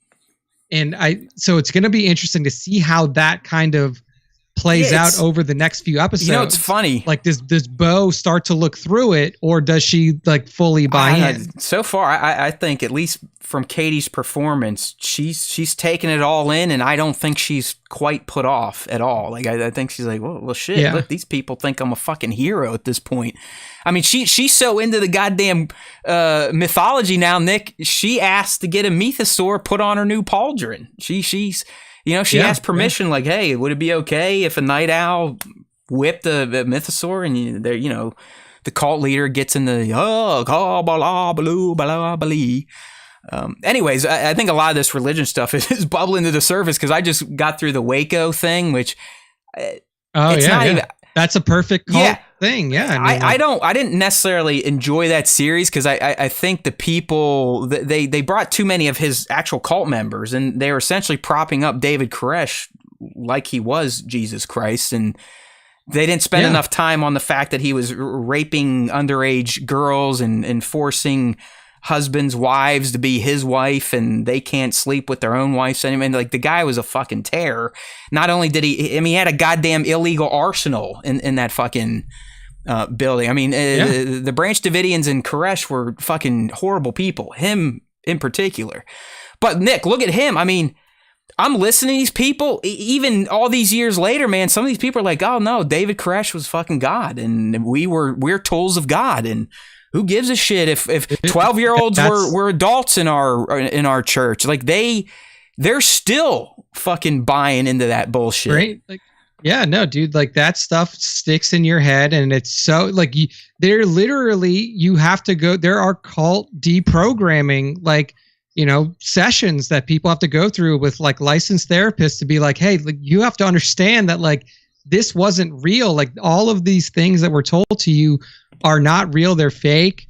They're made up. They were used to control you and to control your family. Like, it is a hard task to pull away from cult influence if you don't have like people helping you and people that are like explaining to you and trying to like professionally help you through those things. So it's like, and it's another good like correlation to what we see going on with the covert Mandalorians, is like, all they've ever known since the Night of 1,000 Tears is the teachings of this armor, the Children of the Watch, and like the Children of the Watch, and like, like, never take your helmet off. You're not allowed to, like, you can't be seen in public. Like, we have to live in these fucking coverts, and you can only go out in public if we give you permission to. Like, this is very like standard cult behavior. So Yeah, man. It's I gonna don't be know if you've interesting to see. watched the Waco thing yet, but the more I think about it, it's like, yeah, I mean, you could compare those two together. I think the children are not as extreme, but Yeah. you can see how a cult takes place and how the cult leader truly becomes a god to these people. And, you know, again, you just got to question humanity at times. Like, what the fuck? Like, how bad is your life that you're willing to essentially give up yourself to a crazy person? Yeah, man. I mean, it's, and all these years later, they're still like, yeah, fuck, David Koresh was Jesus. And think about, I mean, like, that's the exact spot that Bo-Katan's in right now. She's gonna be she's gonna be like, oh, the armor, yeah, the armor is the best. She's the second coming of Mandalore spirit. You asked the question, you're like, how bad is your life to get caught up in something like this? And that's what Katie's telling us. It's like, her life is fucking bad. Your prediction's coming true. All right, man, for the sake of time, we got to get fucking moving. So let's move on to... Oh, just kidding. There's the Easter eggs. That's right. The reason we didn't have the Easter eggs image is because I wasn't on the Easter egg post. So there you go. Good job, co-host. Way to go, dude. StarWarsTime.net. You can see all the pictures of the Easter eggs on there. What an idiot. All right. Anyways, Bad Batch time. Okay, so Bad Batch S2E14 tipping point. All right, real quick, since I'm talking, Nick, I'll go with it. But whew, it was nice to get things back on track with Bad Batch after Pabu. Because, man, Pabu, like many people have discussed, it was rough. I mean, outside of Sir Dork, I'm pretty sure most of Star Wars Nation looked at Pabu as a forgettable episode. But we got back on track with Tipping Point. We got right into the nitty gritty, where it thrust everything right back into the overarching plot line now, which is essentially the clones and their clandestine operation to rescue other clones. And then the Empire is clearly taking clones now that they've been decommissioned, and they're doing some funky shit with them at Tantus, as we were telling you about last week. It's still not clear if Hemlock is working on the Dark Trooper program, Death Trooper, or something we don't even know about yet, but it looks like that's where we are headed. So I really appreciated this episode. Just thrust that shit right down our throats. And I'm also kind of glad that our speculations failed on Bad Batch, and that Omega did not become a victim, and that she's actually going to go there as a part of a rescue party, it looks like. And it could very well be it's all for Crosshair. Maybe she gets captured when they're there. But I like that they kind of surprised me a bit, and that it wasn't just, hey, Sid ratted you out. Omega's captured now. Now we got to go. Now we have to go to Tantus, whether we believe Crosshair or not. It's they're still a unit. They're going to go as a unit. It's seemingly they're going to go as a unit. I've seen some leaked screenshots, and so far it does not look like they're separated in terms of the core Batchers. So it was good, and you know, we got some more insights into Crosshair's path towards redemption. I think it's very clear now that he's over the Empire. He is a prisoner. He is being held against his will, and he is trying to help his former friends. I mean, he's broke out. Yeah. He did the Plan 88, which is a code to the rest of the batch that, hey, we're being targeted. And while I understand why Hunter doesn't trust him, at least from what we were shown, it's very clear that Crosshair is over it. He like Wrecker said, he has turned on the Empire, and he's trying to prevent his friends from suffering the same fate. I don't think Crosshair did that to get himself rescued. He did it to warn them to stay away. And I appreciate that from his type of character. We are realizing the growth now that this angry Andy has had in the 2 or 3 episodes he's been featured in this season. So I was a fan. Yeah, no, I mean, a lot of traumatic experiences for Crosshair has led to this point. So I also like how in the episode, the doctor makes it very clear to him. He's like, look, we're not doing this to you because you shot your commanding officer. No, that's not why you're here. Like we have other. They like that he for has you. a little bit of freedom of choice. Like, It is. Yeah. I mean, do you so- think, because, a lot of people think that clones became Death Troopers. I've read things that the 501st was specifically tagged to become the Death, where others were, Dark Trooper Phase 0, where you did still mix in some organic with cybernetics. But do you think that's what Hemlock's up to, or are we in store for a whole other dubious type of experiment over tomorrow's 2-episode finale? Yeah, I mean, I think that it could be Dark Trooper related for sure, especially with Clone Force 99, who have like very specific types of Skills. like quirks that they were good at, skills. Yeah. Because we already know that you can manipulate the chip to like essentially like work in a more extreme way. You know what, dude? I like that that they've kind of left the chips in the dust at this point. It seems like I don't even think the chips play a role in anything the clones do anymore. Yeah, no, not at this point. I think that like they've almost like worn out their use or their like efficacy time, something like that. But or like the Empire had like a switch that they could use or something like that for these ships. But like I think that these are the perfect experimentation like elements, like using clones to essentially try to make super soldiers out of, because that's basically that's what they are. What they right. They're already. You're right. They're already bred. They're already bred that way. So the Empire's just trying to make them bigger, badder, and maybe even indestructible. Yeah, like deadlier versions of what they already were. So instead of like taking, non-clone humans to like try to train them up to be dark troopers, it's like, why not, instead of just getting rid of, and I believe that they also kind of said this too, is like there's no purpose to like just get rid of clones, like to just like kill them in mass. Like you can use them for stuff like this. They are assets to the Empire. They're not living things. They're no different than a blaster rifle. They're in inventory as a number, and they can be used as the Empire sees fit. So, yeah, why not take this disposable army that was bred from a Mandalorian warrior and from birth programmed to be a very adept soldier, and let's experiment on them. And because who gives a shit? They're just flesh. They're not alive. They don't have feelings. They're not worth shit. And then we can refine it and make it better, and then maybe, start doing other things with our conscripts. So, yeah. How about you? What'd you think of this episode? I thought it was good. I'm glad that we are back on track. I know that like we have both kind of been decrying the last few episodes of Bad Batch for sure, but I think that this one did put us back on track for like what we are assuming is going to be a pretty strong two episode finale tomorrow.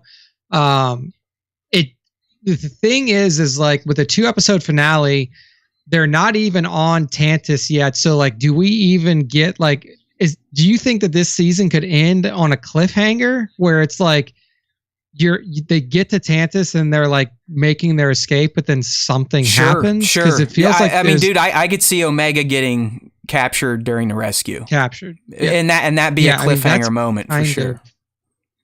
Yeah, that's kind of what I was angling at, was definitely like she gets captured and she's still on Tantus. I mean, to me, I think that would be the best ending. That would be the most shocking. It would be upsetting for fans, but isn't that what you want in a season finale cliffhanger? You want people to be on edge so they're eager to lap up the next season.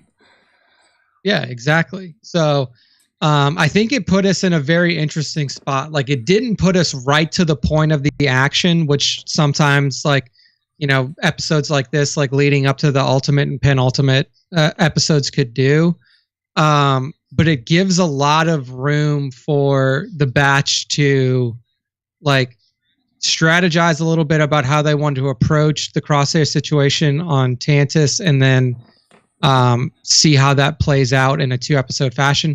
But yeah, I was a big fan. I was a big fan of like how they portrayed the doctor, like the primary doctor on Tantus, as like this just like super nefarious, like almost like evil genius type of doctor.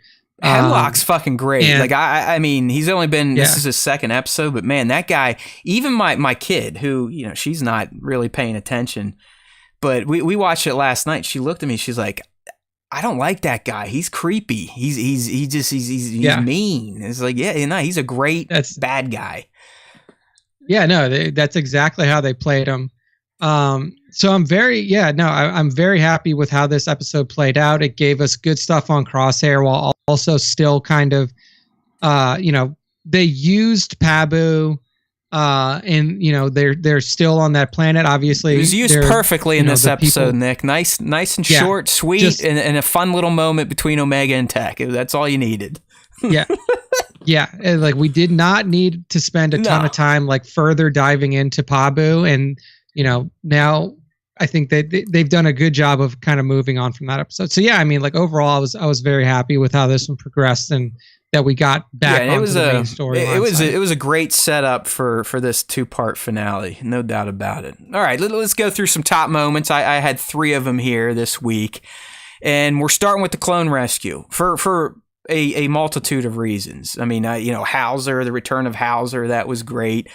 But Nick, it once again, and I pretty much say this every freaking episode at this point, but we got to see in full display how much more efficient a small group of clone soldiers are compared to a full battalion platoon of the TK troopers. I'm talking like literally it was Gregor, Echo, Fireball, and Nemec show up on a ship, take down a large Gozanti-class ship, board it, subdue an entire platoon, if not more, of TKs, get some data, get the commander to kill himself, and rescue 3 high-valued clone targets, all without taking a single loss. Right? Their ship didn't get blown up. No one got left behind. They got everything they wanted in and out, and they got the data that's going to lead them to Tantus. So once again, Sheev, because you were a cheap son of a bitch, is why you lost to the rebellion. You eventually lose the rebellion. Yeah, I mean, like, if anything, like you said, this shows the efficiency of well-trained clone I mean, units. dude, it's the moment they come out of hyperspace, they're like, boom, boom, ship disabled, boom, boom, weapons disabled. All right, let's round around. Okay, let's bump up the lead ship. Bloop, let's dock ourselves so they come here and think we're docking from the bottom. That allows us from the top to get in unseen. We'll throw a couple stun grenades up there. The only thing that I don't get with these fucking clones at this point is why they're still stunning TK units. Like, kill the motherfuckers. They're not your clone brothers. Yeah. Shoot those sons of bitches behind those white helmets. Yeah, I mean, at this point, I don't know if it's just. Yeah, I mean, I don't know if it they shows just their don't wanna character. kill I mean, anymore. ultimately, I think it just shows that. Hey, listen, the clones aren't just some wild fucking crazy, Killing Spartan machines. murderers. They have ethos. That they have morals. But it's like, guys, come on. Yeah, They're shooting you with live fire. Why the fuck are you giving them a chance to come back another day? Yeah, man. I don't know. I think it's just because like these guys now are they've killed so much in their life. Like that's been basically their entire life. It's just killing at the behest of whoever has told them to. That even though these are TK units and they're not their clone brethren, they're just like, I just don't want to kill anybody. God damn, anymore. you got to respect like, the clones, man. I mean, some of the most honorable motherfuckers in this Star Wars galaxy, and they were done wrong by the Empire. Thank God, 3 of them hung around up through the rebellion, but that may be it. It's sad to think that all these fucking heroes that we're watching right now do crazy things that regular galactic citizens could never do. It's sad. I mean, man, these are some special motherfuckers, and they're cool. I mean, look how fucking cool Fireball Nemec look. I mean, I know some people are like, "Oh, is that Gree?" You gotta remember, Gree had his fucking head chopped off by Yoda, so it's not Gree, but he's definitely wearing the green armor. But I like that zebra stripe on his mask, the dirty armor, the brown, the greens, the true camo. I mean, if anything can be said about Bad Batch Season 2, we have gotten a ton of new fantastic named clones. Some have died right away. Others have persisted, but I mean, we got Nemec, Fireball here. We had Mayday and his crew a few episodes back. We had the guy that gets executed. I forget his the captain, whatever. During the first 2 episodes of this season. So I mean, the clone. If anything, Bad Batch is really honored the clones in a great way. I think we can all bitch and moan about the slower episodes this season, and this season probably not being as good as season 1. But it has definitely done the clones right, and it has given us more about their fate post the end of the Clone Wars and the rise of the Empire. All right. Yeah. No. Moving on, we have the Crosshair tries to alert team. Okay, so yeah, we have that. Shows that he cares. Even after having his head flambéed by an interrogation droid for who knows how long, he's still able to get free and send out a message to his team. And it showed character on part of Crosshair. It showed again just how damn skilled he is as a warrior in any situation. The guy, if he has a blaster, can do some damage. But Nick, I also, and this was an aha moment, and might come up again here, but I don't know if anyone watched closely the interactions between Crosshair and Emiri, the scientist that seems to be assigned specifically to him. I'm telling you, there are camera movements, pauses on her face that last longer than they should. If you listen to her, she's a clone. Okay, thank you. All right. And also, he kills everybody else and he stuns her. So you're picked up on that too, then, right? Okay. Yeah. Mm-hmm. So yeah, we're putting that out there. That Emiri, there's something going on. While she's doing a lot of evil shit for Hemlock, I believe she is I don't want to say a sleeper cell, but she is in deep. She is a female clone. Look at her eyebrows. Look at her face structure. Her voice, even though it's a different actress, is very similar to Omega's. It has that New Zealand twang to it. And really, at the end of this episode in particular, the camera, for no reason, hangs on her. She's like one of the last things you see before it just sits on Crosshair getting tortured. And it hangs on her for a second too long, where you're like, okay, they're trying to clue us in here. They're trying to telegraph to the audience, at least those that are paying attention, that she is not just some regular Kaminoan or whatever Tantus scientist. Yeah, I agree with that. I think that she is some sort of clone unit. You could also hear in her voice that there is like a slight accent, like a slight clone. That's what I mean, dude. Accent. I mean, she sounds just like Omega, but older. I mean, she's got that I don't know if it's Kiwi, but that New Zealand twang. Yeah. So I definitely agree with you. I think that she is clone. Like, she is a clone. She might have been an accelerated clone, obviously, if she's at that age. And then, like I said, too, Crosshair stuns her. You can see, even though the shot is up close, it's a blue flash when he shoots her. And she comes back like everybody else. There's an end scene when he gets recaptured. She's still sitting there, so she's good to go. Yeah. I just wonder, Nick, do you think? I almost think that Hemlock knows she's a clone and likes that, but I don't think he knows that she may be having devious thoughts about her brethren, if you will. So you think Hemlock knows she's a clone? That's fine. Oh, okay. yeah. All right. Hemlock knows that she's a clone almost assuredly. Like, there's no way that he doesn't. He may have fucking grown her for all we know.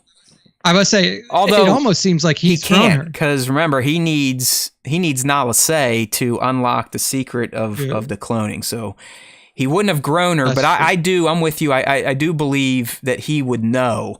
I don't think he is fully understood or realized that she may have a secret agenda of her own. Yeah. I mean, I think if anything that she may have just started to come to the realization.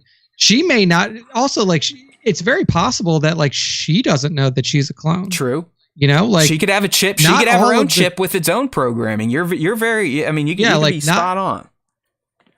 Yeah, like not all of the clones even knew that they were clones. So, especially one like this, that a female that would have been taken away, and probably at this point we thought Omega was the only other female clone. She could have been hidden. It could have been a special project. Who knows? But I keep your eye on Miri over the finale. I think she's going to more than likely assist Clone Force 99, possibly to her detriment. But she's not just pure evil like her boss. There's no way. Yeah, no, I 100% agree. Okay, 100%. And then the last top moment here. And I did dig this. I think this is my, the dad mentality kicking in. But I did think the Omega piloting school was fun with Tech. If anything, it just shows how Tech truly has filled the void of Echo. He has become Omega's kind of go-to, which is cool if you think about back to that episode when they get locked in the cave and she ran away from him because he didn't quite know how to relate to her, and they didn't really have a relationship beyond just living on the same ship. Now, all these episodes later, he is becoming the de facto dad, big brother, mentor type of role. And I love these two together now. Like her wildness mixed with his rigidness is a great contrast in characters. Yeah, I agree. I thought that was a fun scene. Like that scene of those two interacting I think was much better than like the initial scenes where they were like starting to try to build a relationship together. It's like now we're seeing the fruits. We're seeing the fruits of them spending time. More comfortable.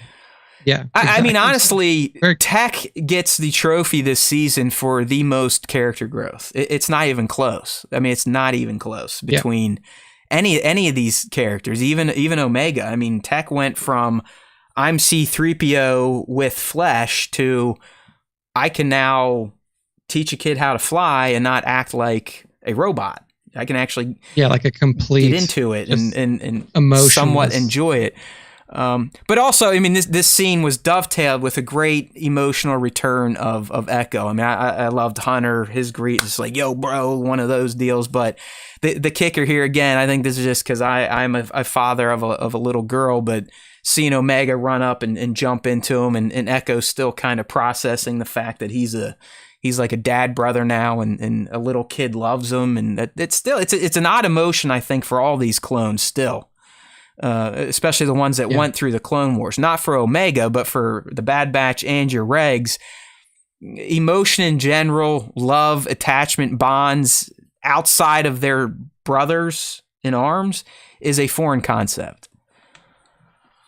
You got to remember, Nick, these guys, they had their everything tweaked. So, I mean, even their emotional states could be dumbed down, enhanced, or edged out. So, they're a little broken, like most males can be. Like most humans, like most male humans are. And I mean, it's interesting too to see because, like, I feel like as time goes on with these characters, they will like, especially Tech, because I feel like Hunter was already kind of like emotionally mature, but like Tech to a degree.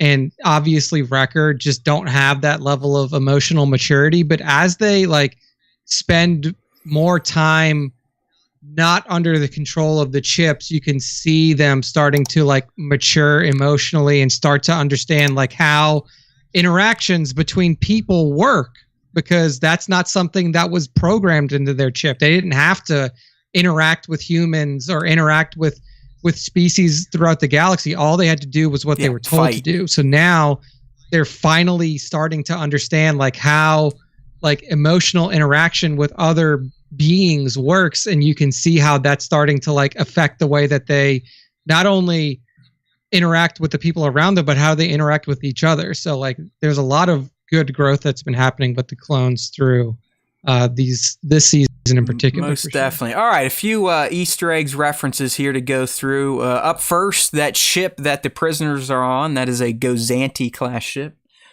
First appeared in the Phantom Menace, but it's been in all sorts of Star Wars, Clone Wars, Rebels, and most recently, this is the ship that Bo and her Night Owls jacked from Gideon's forces in The Mandalorian. We got the return of Gregor. Remember, they rescued him in season 1, so it's always good to see him. He's a little loopy. Like, if you listen to him talk, he doesn't quite talk normally, and you always know it's Gregor because he has the Republic Commando pauldrons on. He's got a whole different armor kit. Because at first, Nick, I was like, oh, there's Rex. But Rex does not make an appearance in this episode at all, believe it or not. No, he doesn't. Yeah. Last thing on these guys, I really love that the clones have made the Martez's sister like their base on Coruscant. Like I mean, they're running a clandestine clone rescue op from the belly of Coruscant. And it's great that they, Rio is still involved too. So, everyone's been a little upset with this season of Bad Batch, but I do think when it's all said and done, some really great plot development took place. We learned, there definitely will be standout. We learned a lot about the clones in this season. If you really think about some of the major tentpole moments that happen, and it's not over yet, so you just don't know. All right, continuing with our eggs, it was good to see our boys Hauser again. All right, he coming back from season 1. He was definitely a favorite. A lot of people were creaming their jeans over his unique clone hairstyle. They like that kind of mohawkish type of look. And Nick, I even threw Nemec into the mix, not because he is... Because of his name. Yeah, exactly. Not because he is a clone that we've met before. He was indeed new, but you can't tell me that Nemec doesn't cross over to our boy Nemec from Andor, the one that wrote the manifesto that ultimately got Cassian to get off his ass and do the right thing. So I was a fan of that little callback there. We had the torture droid making an appearance, mouse droids. At this point, it's like, why do I even bring this shit up? Are they lame? Are they not? You never know. It always seems if I leave something stupid like this out, then I'll get the dickhead to comment like, you forgot that one. And yes, I am someone that still takes it personally when some random shithead on the internet tells me I did something incorrectly. But yeah, like last week, someone just said, hey man, you should wait a day before you post this shit. And I'm just like, well, what planet do you live on, motherfucker? I mean, Star Wars itself, I believe, was posting Ahmed Best images late Wednesday, and they were dropping like scenes on Thursday. So, and just scan the internet, people, what they put in their post titles and whatnot is not even close to how sanitized I make my content. So, you gatekeepers, fuck you. I always have spoiler warnings in place. The only way you get something spoiled if you're a moron and you sit there for 10 or 15 seconds through a spoiler warning intro. So fuck off. You're going to get the content early and fast, so you don't want to watch it because you haven't even seen the show yourself. That's how we roll. We put shit out before most people can even see it, which means they're not going to see our breakdowns. But I like it that way. Okay. Balmorra. We got a Balmorra mention, and this is actually a planet that's featured in the Clone Wars during that General Grievous arc that took place early on in the Clone Wars. So that is a planet that is heavily featured in and then Star Wars The Old Republic Online game. Yeah, and the good governor came back. Still not Grand Moff, but our boy Tarkin made his first appearance of the season. So you got to notate that reference. All right, so in terms of ha moments for this episode, I really dig that we learned after the clones were decommissioned that many more started to, question things and were getting themselves arrested, and they were actually being taken to Tantus to be experimented on. But more importantly, it was just cool to think about that Rex and Echo were actively rescuing clones who were being taken to this place to be experimented on. I mean, it just goes to show you the character of those two clones in particular. And I like that it's Rex and Echo and not the Bad Batch, because you gotta remember, they started together. I mean, I know Rex wasn't technically in Echo's squad when they trained in the Clone Wars. But Echo was part of the 501 from the get-go. He was always with Rex, Jesse, the rest. I mean, he is a guy, and they were the dudes of Clone Wars. That's why it was such a big deal when we all thought Echo died back in the Clone Wars, and then we realized that, hey, the Techno Union kept him alive.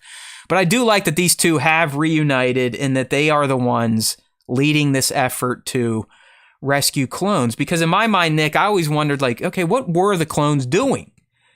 Why didn't they revolt? Why wasn't there an uprising? And now we're learning. They didn't want to fucking fight anything. They were done with this shit. They didn't want to be persecuted, locked up, and experimented on. They just wanted to live out their fucking life after the Empire took away their job of being the standing army. So I dig learning that type of information. Yeah, for sure. You know, I was bitching earlier about our boys still using stuns, but I am happy to say that Crosshair don't fuck with a stun setting at all, and I dig that. That's very on brand for him. As you pointed out, the only one he spared when he broke out was Emiri. So I'm glad he at least has gotten the memo that you should try to kill every single person in the Empire that you get a chance to. Another good nugget. I found it interesting, Nick, that we learned that Hemlock was kicked out of the Republic Science Division because of how fucked up he was. So this guy's been a bad seed even before the Empire was a thing. So he was probably, smiling and tapping his fingers together like Mr. Burns, like, oh yeah, the Empire's in control. Now I can get back to doing my Mangala shit. Okay. So I think that's that for Tipping Point. I realized we didn't do our predictions. So real quick, Nick, predictions for Mando episode 5. Mando episode 5, it's a hard one to be able to see where we're going to go here. We're going to have to get to, let's see, we're going to have to get to this Mando, like the Mando fight on Navarro pretty soon. So I think in Mando episode 5, there's going to be something that pops up that's going to pull Grogu and Din and potentially Bo-Katan off of their little covert planet, and then get them back into the galaxy to pull something off again. It's going to be hard. Like, it may be pirate related, so I'll say that, like, maybe pirates are starting to like make some trouble again on Navarro. And that's where we start to like get the seeds of that battle planted, that where we see all of the Mandos there defending I guess it would just be defending the town square of Navarro from pirates. Because I don't think that's how this season is going to close. I think that the season is going to close on something more. Mandalore. I think all roads lead to Mandalore, even for the Empire. So here's what I may have cheated a bit. Giancarlo, I think, was on Fallon last week or somebody. And they asked him, like, hey, so when are we going to see Gideon again this season? And, Giancarlo, he's like, oh, yeah, I think it's episode 5. So if we can believe Giancarlo, I'm going with, and I'm going to believe him, because I do think it's time. You're going to remember, we're halfway done. We only have 4 to go. So I think episode 5 is crucial here for kind of setting up the events for the remaining half of the season. So it would make sense to bring in the big bad again. So while I am with Nick, I do think we go back to the cult. I think we get the scene from the trailer where you see Din walking out of the caves and kind of looking up to something. And that looking up could be a visitor, some sort of, I don't know, maybe a message is being played. And that could be coming from Navarro asking for help, because the few remaining scenes we have left are that scene I just talked about where Din walks out of the cave like he's being beckoned out, or something is coming down from the sky, or someone is coming to them to discuss something. Then, as Nick said, we have all those shots of Mandos fighting pirates in Navarro. You get a shot of the N1 flying past Gorian Shard's flagship, which looks like it's in the Navarro atmosphere. You've got the pirate fighters. They're going through Navarro's canyons and whatnot, fighting with the N1. So I'm thinking we revisit the cult. We see Din walk out. He receives some sort of distress message that coaxes them to, as Nick said, leave the planet, take a force to help Navarro. The second plot line, I do think, then could touch back in on New Republic stuff. Maybe we get the Captain Teva scene where he's talking to someone, and I think the someone is who we're going to talk about here in this leak coming up. And that's where we get the Gideon stuff introduced. So two-pronged plot, New Republic, Empire reintroduction, other plot, Mando's helping Navarro. Take it to the bank. You heard it here first. Get some. All right, so for Bad Batch, I think it's pretty clear. We have 2 episodes for them to get their asses to Tantus and try to rescue Crosshair. There's a good chance Sid throws a wrench into their plans. And like I said, I would not be surprised if we do get a cliffhanger with an Andor happening here. Not Andor, but an and/or of Omega getting captured and left, and Crosshair dying trying to help them. Or Omega gets captured and Crosshair gets away and he rejoins the team, and we come back, if there is a season 3, with the OG Bad Batch to get their little girl back. Yeah, I mean, I'm pretty aligned on that. I mean, this season has to end on Tantus, so the only thing that we can do for the next 2 episodes is get there and then complete whatever mission that, whether it be, like you said, rescuing Crosshair and losing Omega. It's highly unlikely that they get away with both. If they get off of Tantus with both Omega and Crosshair and there's no complications, that would be ultimately super surprising. Too good. Like, good guys can't have it that good. Yeah, it almost seems to me like the only way that would happen is if they let them take Crosshair. Like they planted something in him. Yeah, like he's like a sleeper now, like a sleeper agent. I like that. So, but yeah, I'm definitely aligned on, like, get to Tantus, get Crosshair off, probably lose Omega, and then that switches your objective for season 3. All right, so here we go. We got to speed run through some of these, or maybe I'll be finishing the show myself, but here is our exclusive. So get some. Yes. Hello there. All right, so here it is. You may want to tune out. I don't really think this is plot shattering. If you've been reading the tea leaves, it all kind of makes sense, but I'm giving you a warning right now, and so will Chewbacca, all right? So there you go. You heard the Wookiee roar. Potential spoilers for Mando this season coming down the pipe. All right. So here we go. Our exclusive. The Armorer will get new gear during a major The Mandalorian Season 3 moment. So according to our contact here, who I think is pretty reliable, the Armorer is going to be given a jetpack and blasters at a big ceremony involving all sorts of different Mandalorians. The ceremony was described to me as being celebratory, Nick, so it's not like some goofy thing happening. We're going to see foundlings there. They're going to be lined up, almost kind of cheering whatever's happening. I don't know if it's the Armorer is ascending, but the Armorer is finally going to get the rest of her kit. I don't know why. I don't know who gives it to her. I don't know what they're celebrating. But from what I've been told, this is going to happen. This sounds like finale stuff. We're going to have all these Mandalorians together. They're celebrating something.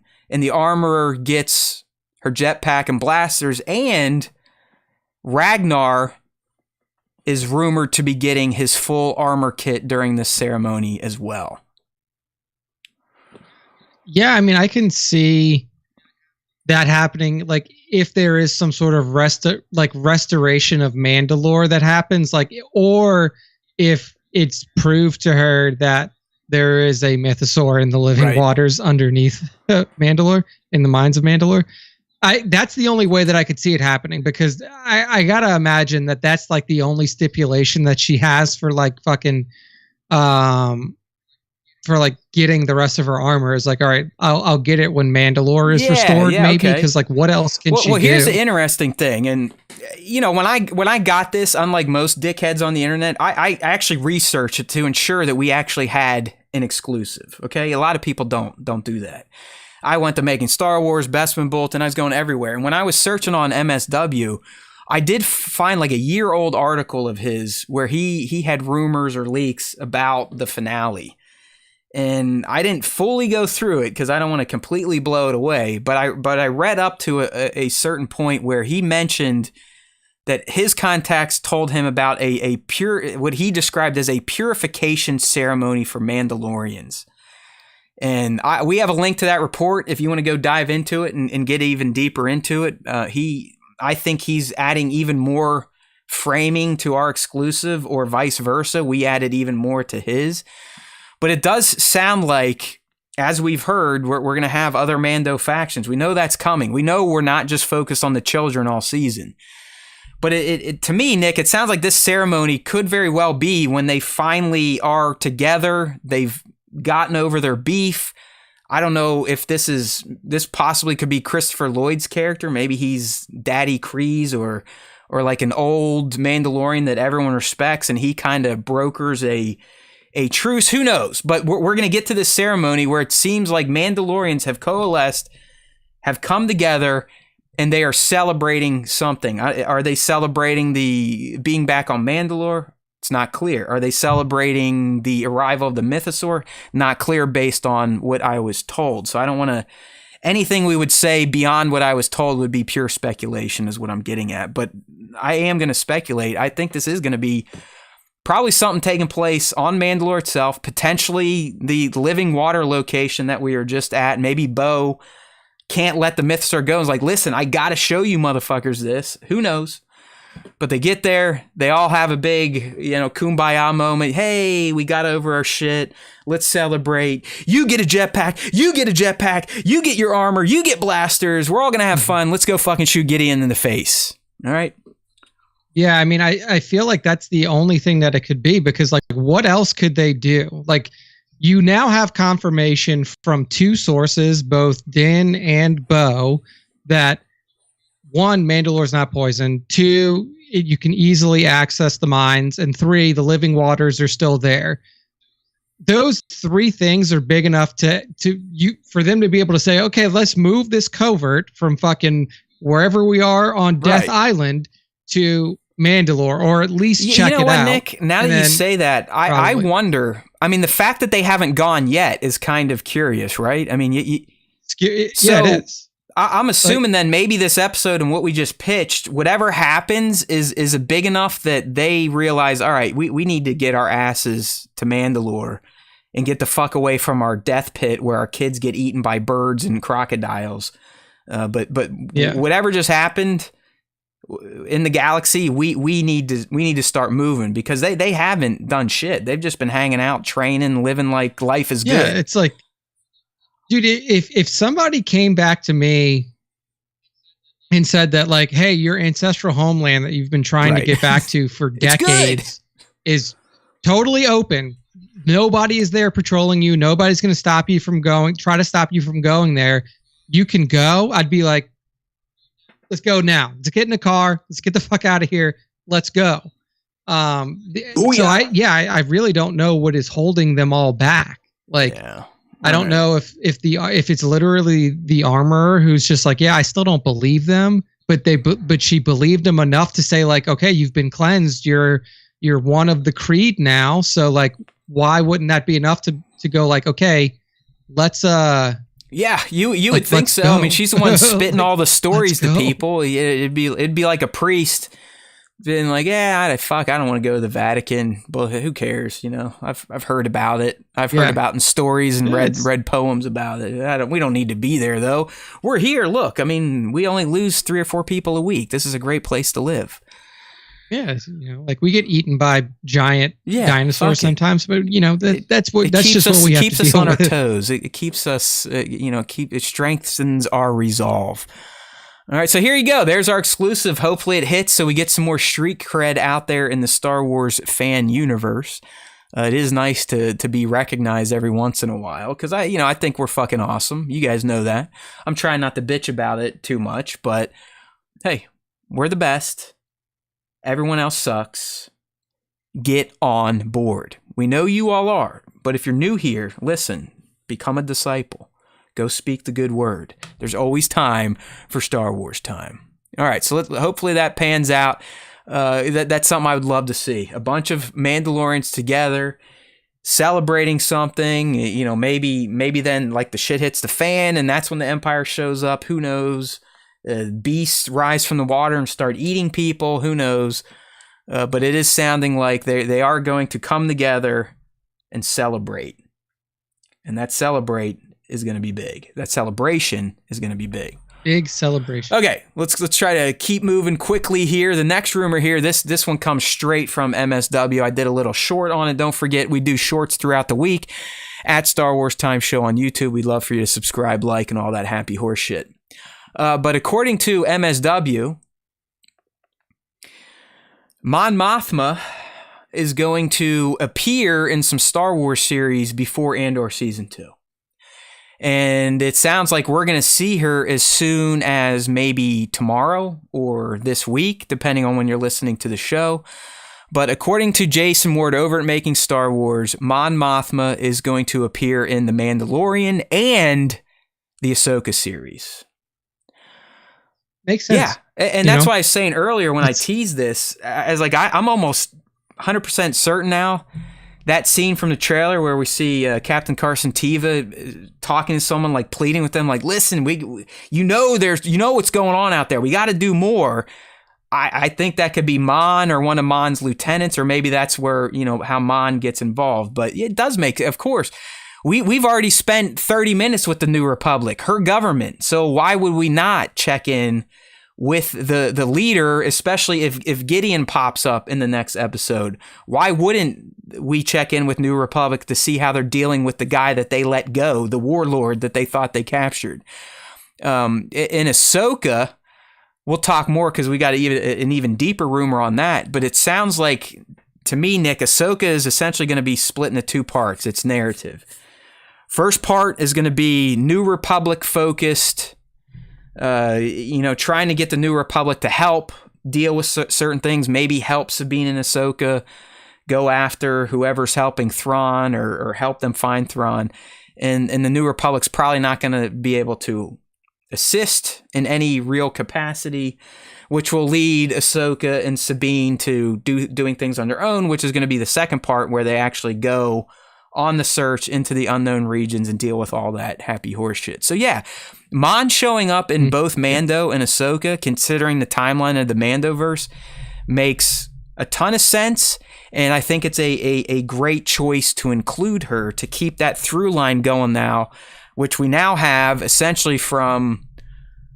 Does she show up in Clone Wars at all? Maybe. But at least Rebels, Andor to Rebels to Jedi to now the Mandoverse timeline. I think it's a great idea. I'm glad they did this. You might as well take advantage of having the lovely Genevieve and her fiery hair in as many Star Wars properties as you can that are set during her character's timeline.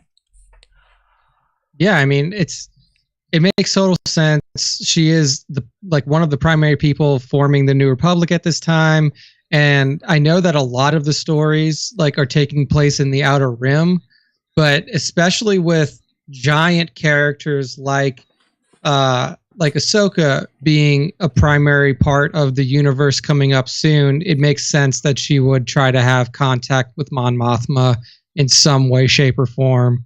I will be interested to see how they work her into the Mandalorian, because up to this point, there's no easy avenue in for her other than maybe she reaches out to Grief, because Grief is trying to build Navarro into this mecca of the Outer Rim to try to essentially make nice with him in some way. I think that could be an interesting way. That See, dude, I think they're gonna hard cut again, just like they did with Pershing's story, where it's just really, hey, here's one story taking place in this series, and then here's a completely different story. They're all gonna meet up at some point, but I don't think they're gonna honor you and actually tie it all together. I think it's just gonna be, hey, Gideon really did get away, and this is what he's doing now. We need to do something. And she's like, well, we're getting rid of our army because of peace and all that.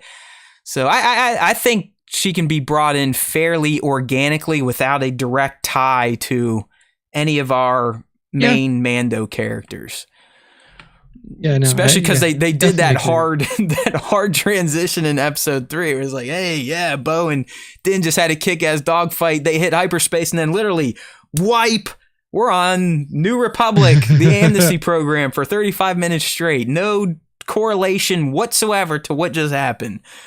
Very all true. right, so I'm down for that. Anytime, like I said, we can see Mon on screen, my crotch gets happy.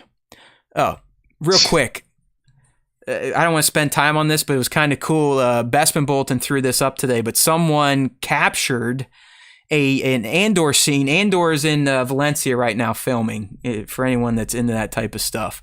But someone caught a video of a pretty important moment that none of us have seen yet, or at least an interaction, and that is Mon Mothma herself finally interacting with Cassian Andor.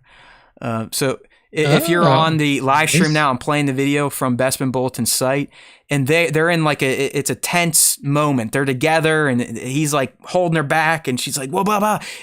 They're very things that are very chaotic. Now they're running away. They're running from something. Both Cassian and Mon. Who could be chasing them? Scene end.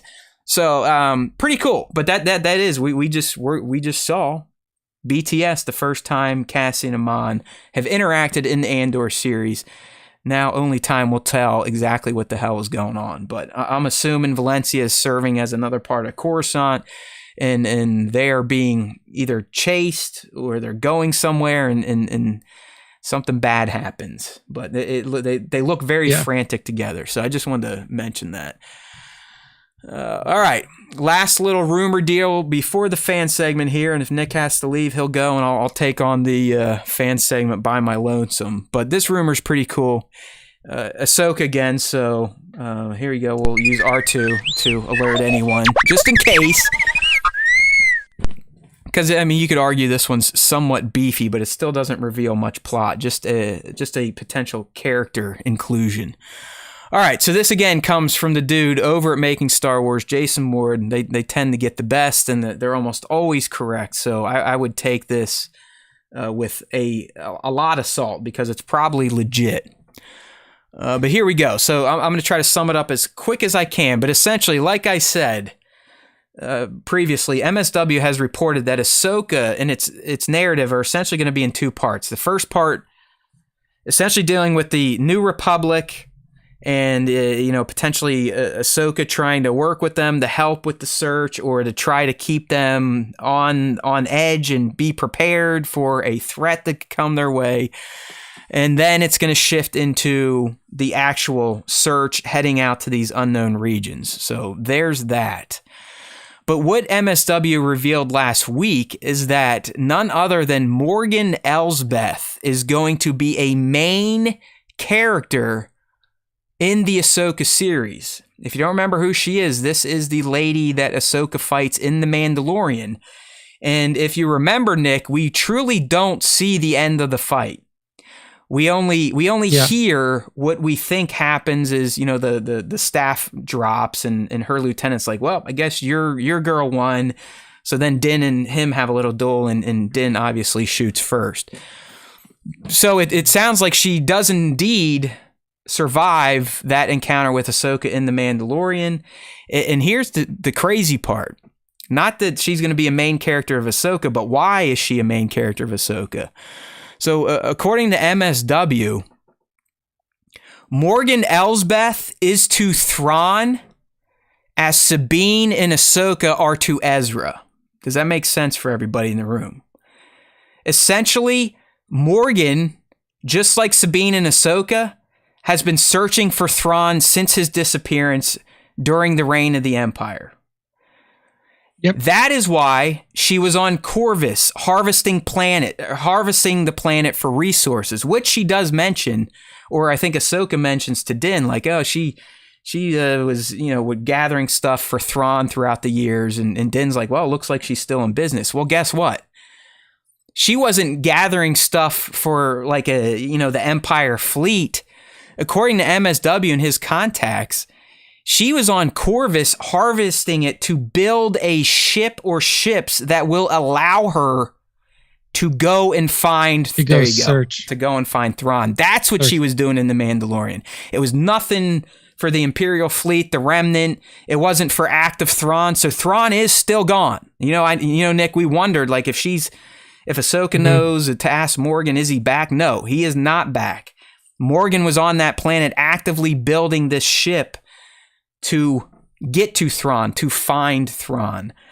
So Jason also reported that he believes, and this is more speculation, that in terms of timeline, the Ahsoka series is going to take place a bit before, during, and after the event we see her take part in with Morgan in The Mandalorian. Okay?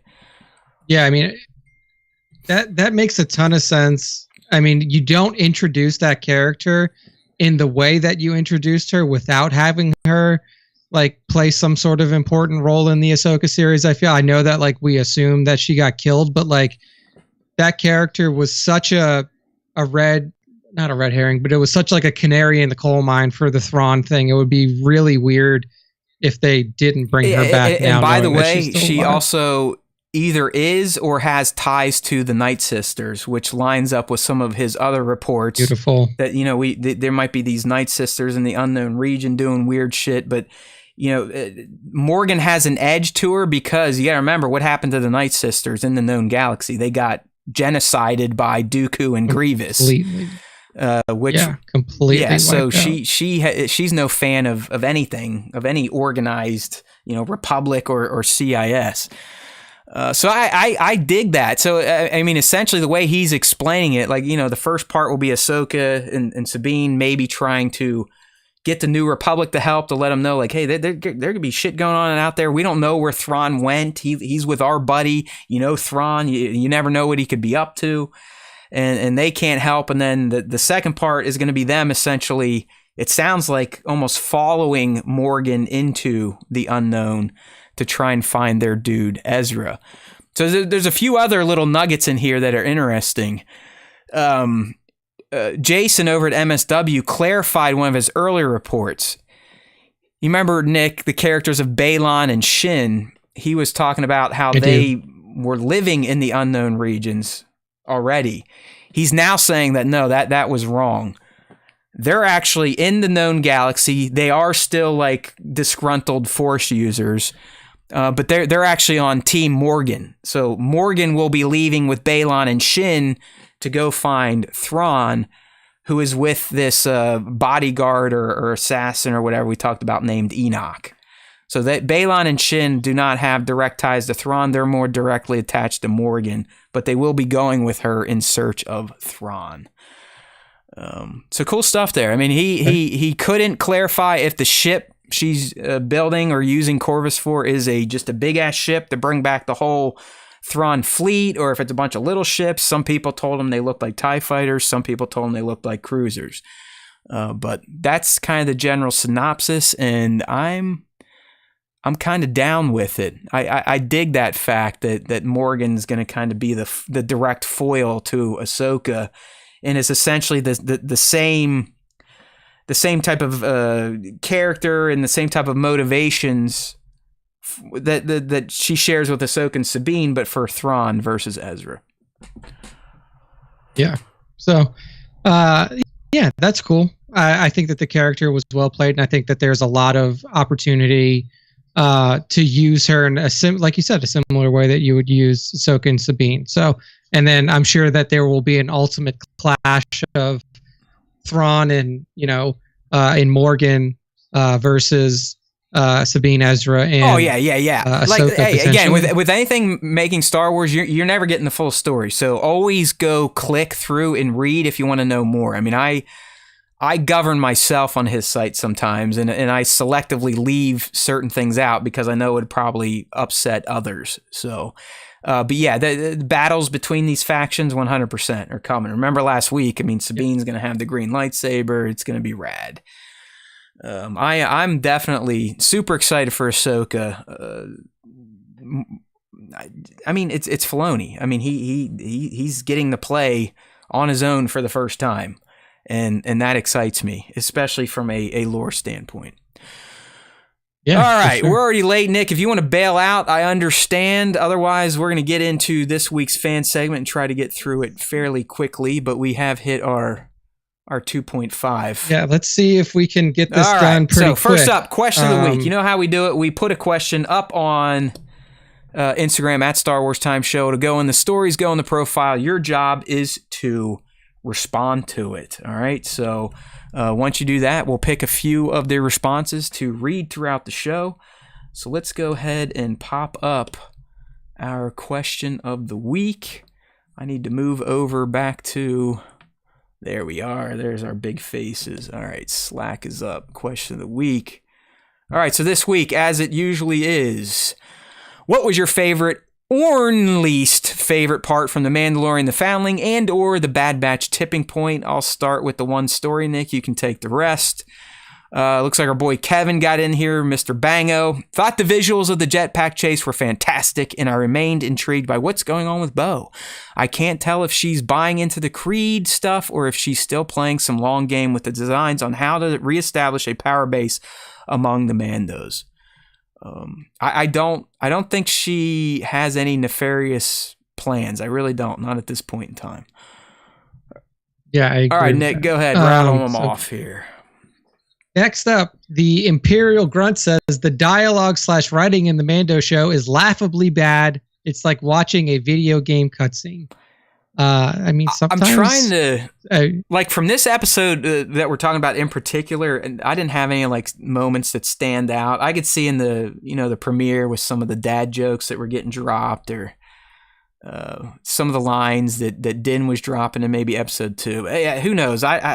I'm not really. I've never been in the Star Wars for dialogue. You know what I mean? I mean, I think that's why Andor blew my fucking mind so much, is because we've never heard Star Wars characters speak so eloquently like we heard from Nemec, Luthen, and then ultimately Cassian.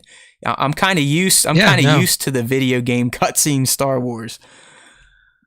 Very true. Okay. So yeah.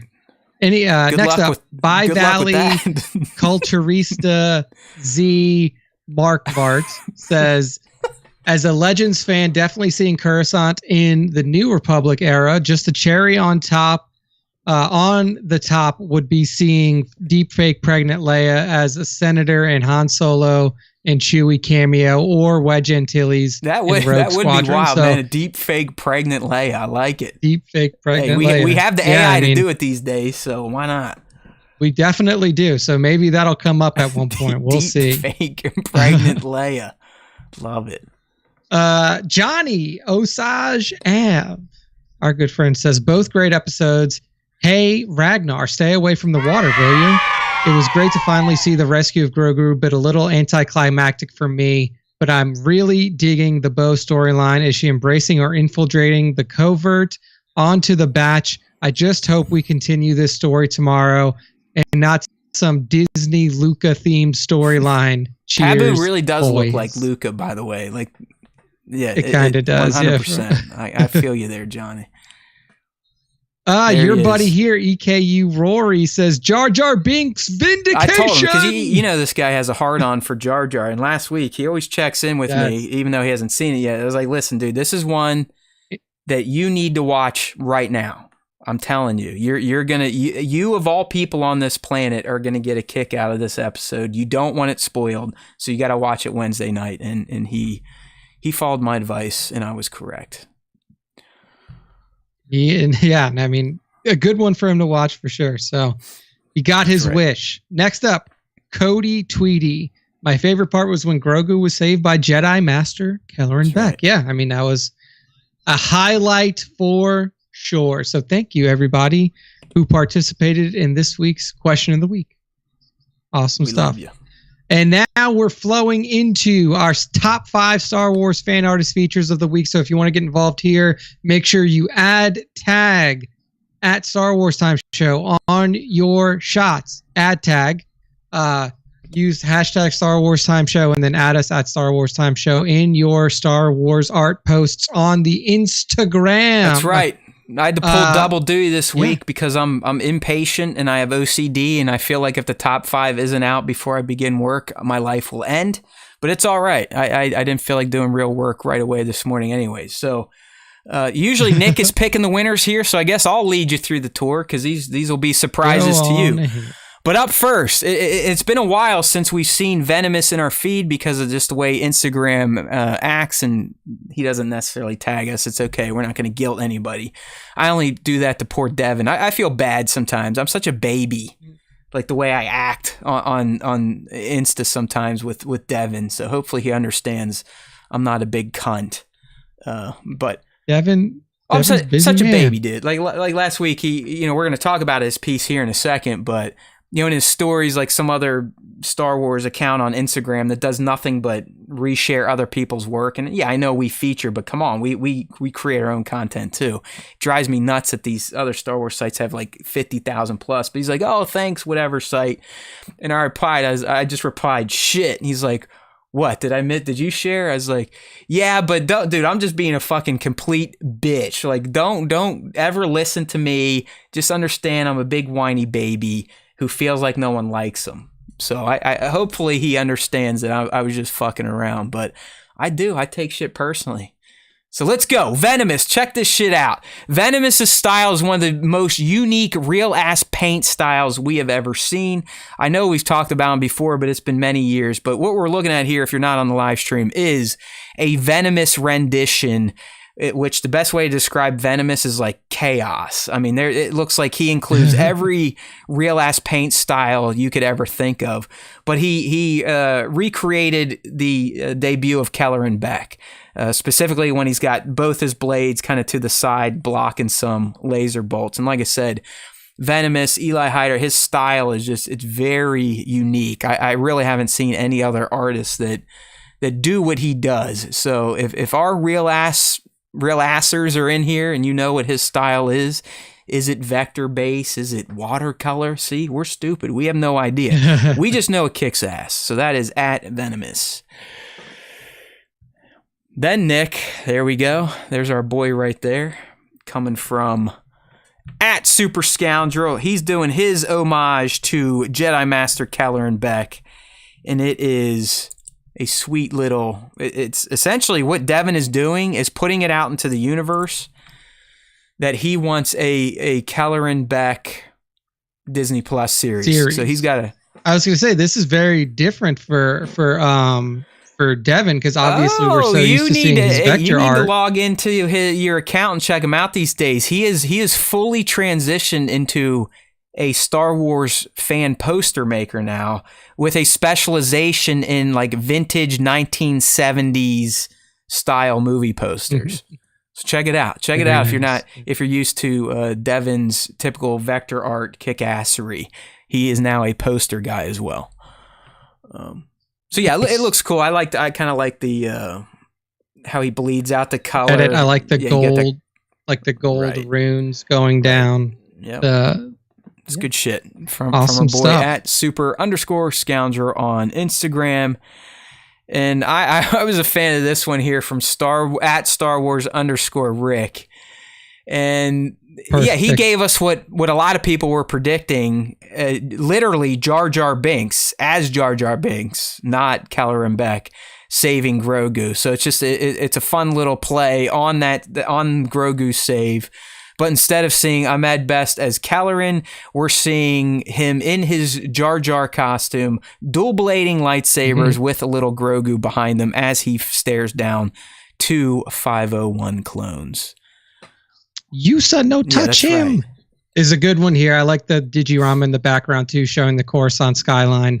I always like a good lightsaber effect too, and Star Wars Rick has them. I mean, you got to, if you're gonna put in the digital lightsabers, you got to make them fucking pop like that. Like they have to, gotta pop. Yeah. So that's at Star Wars Rick on Instagram. One of these days we'll dedicate more time to the top 5. We just got to figure out our show slot here. This next one here, Nick, I encourage everyone to go check out the BTS over at Amusing King on Instagram. The shot we're looking at here is just friggin' beautiful. It is. I don't know if it's Luke or I think it's Red 5 flying, so it's kind of like a bird's eye view. But it's flying in the clouds, and the clouds are accented by, waves of orange, pink, purple, blue. And I will tell you, my friend, this is all practical.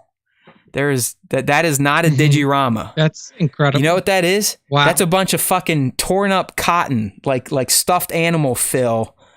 Just just spread out to make it look like clouds, wow. and then accented it with lights underneath. So. That looks amazing. It's fucking awesome looking. And, people have done this before. We've seen it with practical explosions where you take the cotton balls and paint them orange and a little black and put a light under it. But this is it's literally the whole background is nothing but cotton that's made to look like clouds. And it just really works for this X-Wing shot. That is some pretty incredible. I thought that was maybe like a shot of actual clouds that like he went in and then like colored in Photoshop or something like that. That's incredible. If he just used like light diffusion through cotton to make it look like that, that's truly incredible it's stuff. Definitely kick-ass. R2 thinks so as well. Using King. And then last but not least, and boy, this one almost needs a minute or two just to soak in everything that's happening. I know that one's But insane. we're looking at one of the latest Star Wars creations from at Plastic Action. He's been on the show before. Good dude, super creative. He's doing this full time now, just turning toys into art, both through stop motion and still photography. But Nick, if you look at this shot, I think he called it like Star Wars in New York. So the entire scene is filled with Easter eggs from Star Wars, other Ahsoka, to a Scout Trooper, to Ewoks, to Mando, Grievous, Vader, Luke, the Daimyo, Fennec, Rey, C-3PO, Jawas. You got porgs. Yeah, porgs are there. You got Jawas breaking down a land speeder for Pelimoto. You've got George Lucas with a camera on his shoulder and Dave wearing Rebel Hoth soldier gear watching a scene being filmed. Yep. There's just too much to talk about. You got Obi-Wan and Anakin recreating the high ground on an apartment stairs. It's just, it's such a fun shot. And I love... One of my favorite things is in the background having Chewbacca dressed as Wolf. Teen Hell Wolf. Yeah, dude. It's fantastic. So fucking good. Fucking you got, good. Tebow is up there getting ready to throw spears at Grievous and Mando. You got Paplu is hanging onto the Scout Trooper speeder bike. Luke and Vader are reenacting their moment from Bespin up on a fire escape. It's fantastic.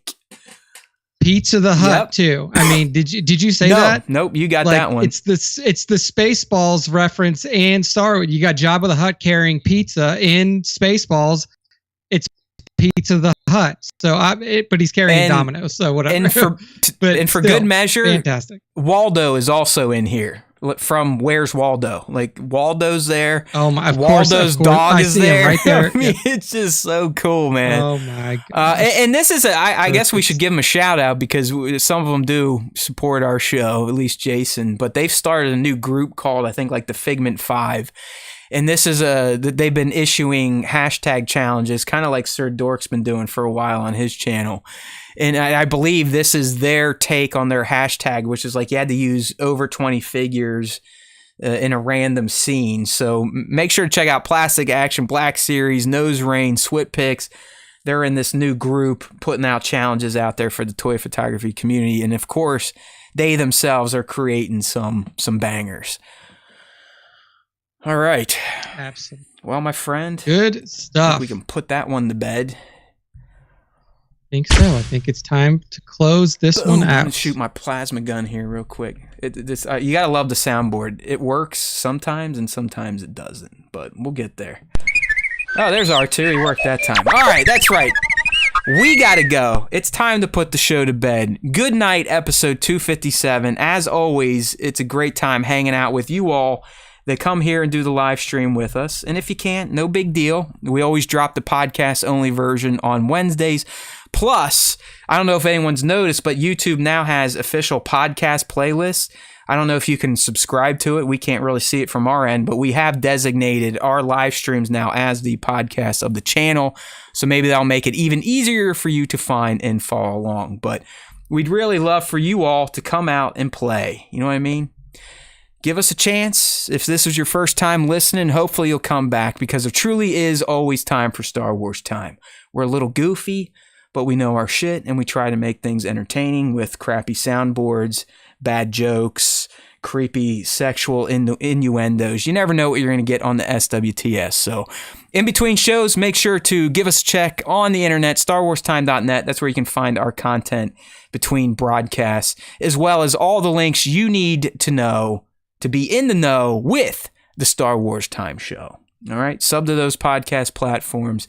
If you're watching this right now and you haven't done it yet, go ahead and hit the like, leave a comment. That's even better than like. Save the video, share it, clip content, show your friends how amazing we truly are. Do what you got to do, but let's keep building up this clan. All right? You are the children of the Star Wars Time Show, and you will drink our Kool-Aid. There is always time for Star Wars time, okay? That's the same as saying this is the way. There's always time. That's what we say, all right? And don't forget, if you listen to the Star Wars Time Show, the Force will be with you always. How about, hold on, how about always?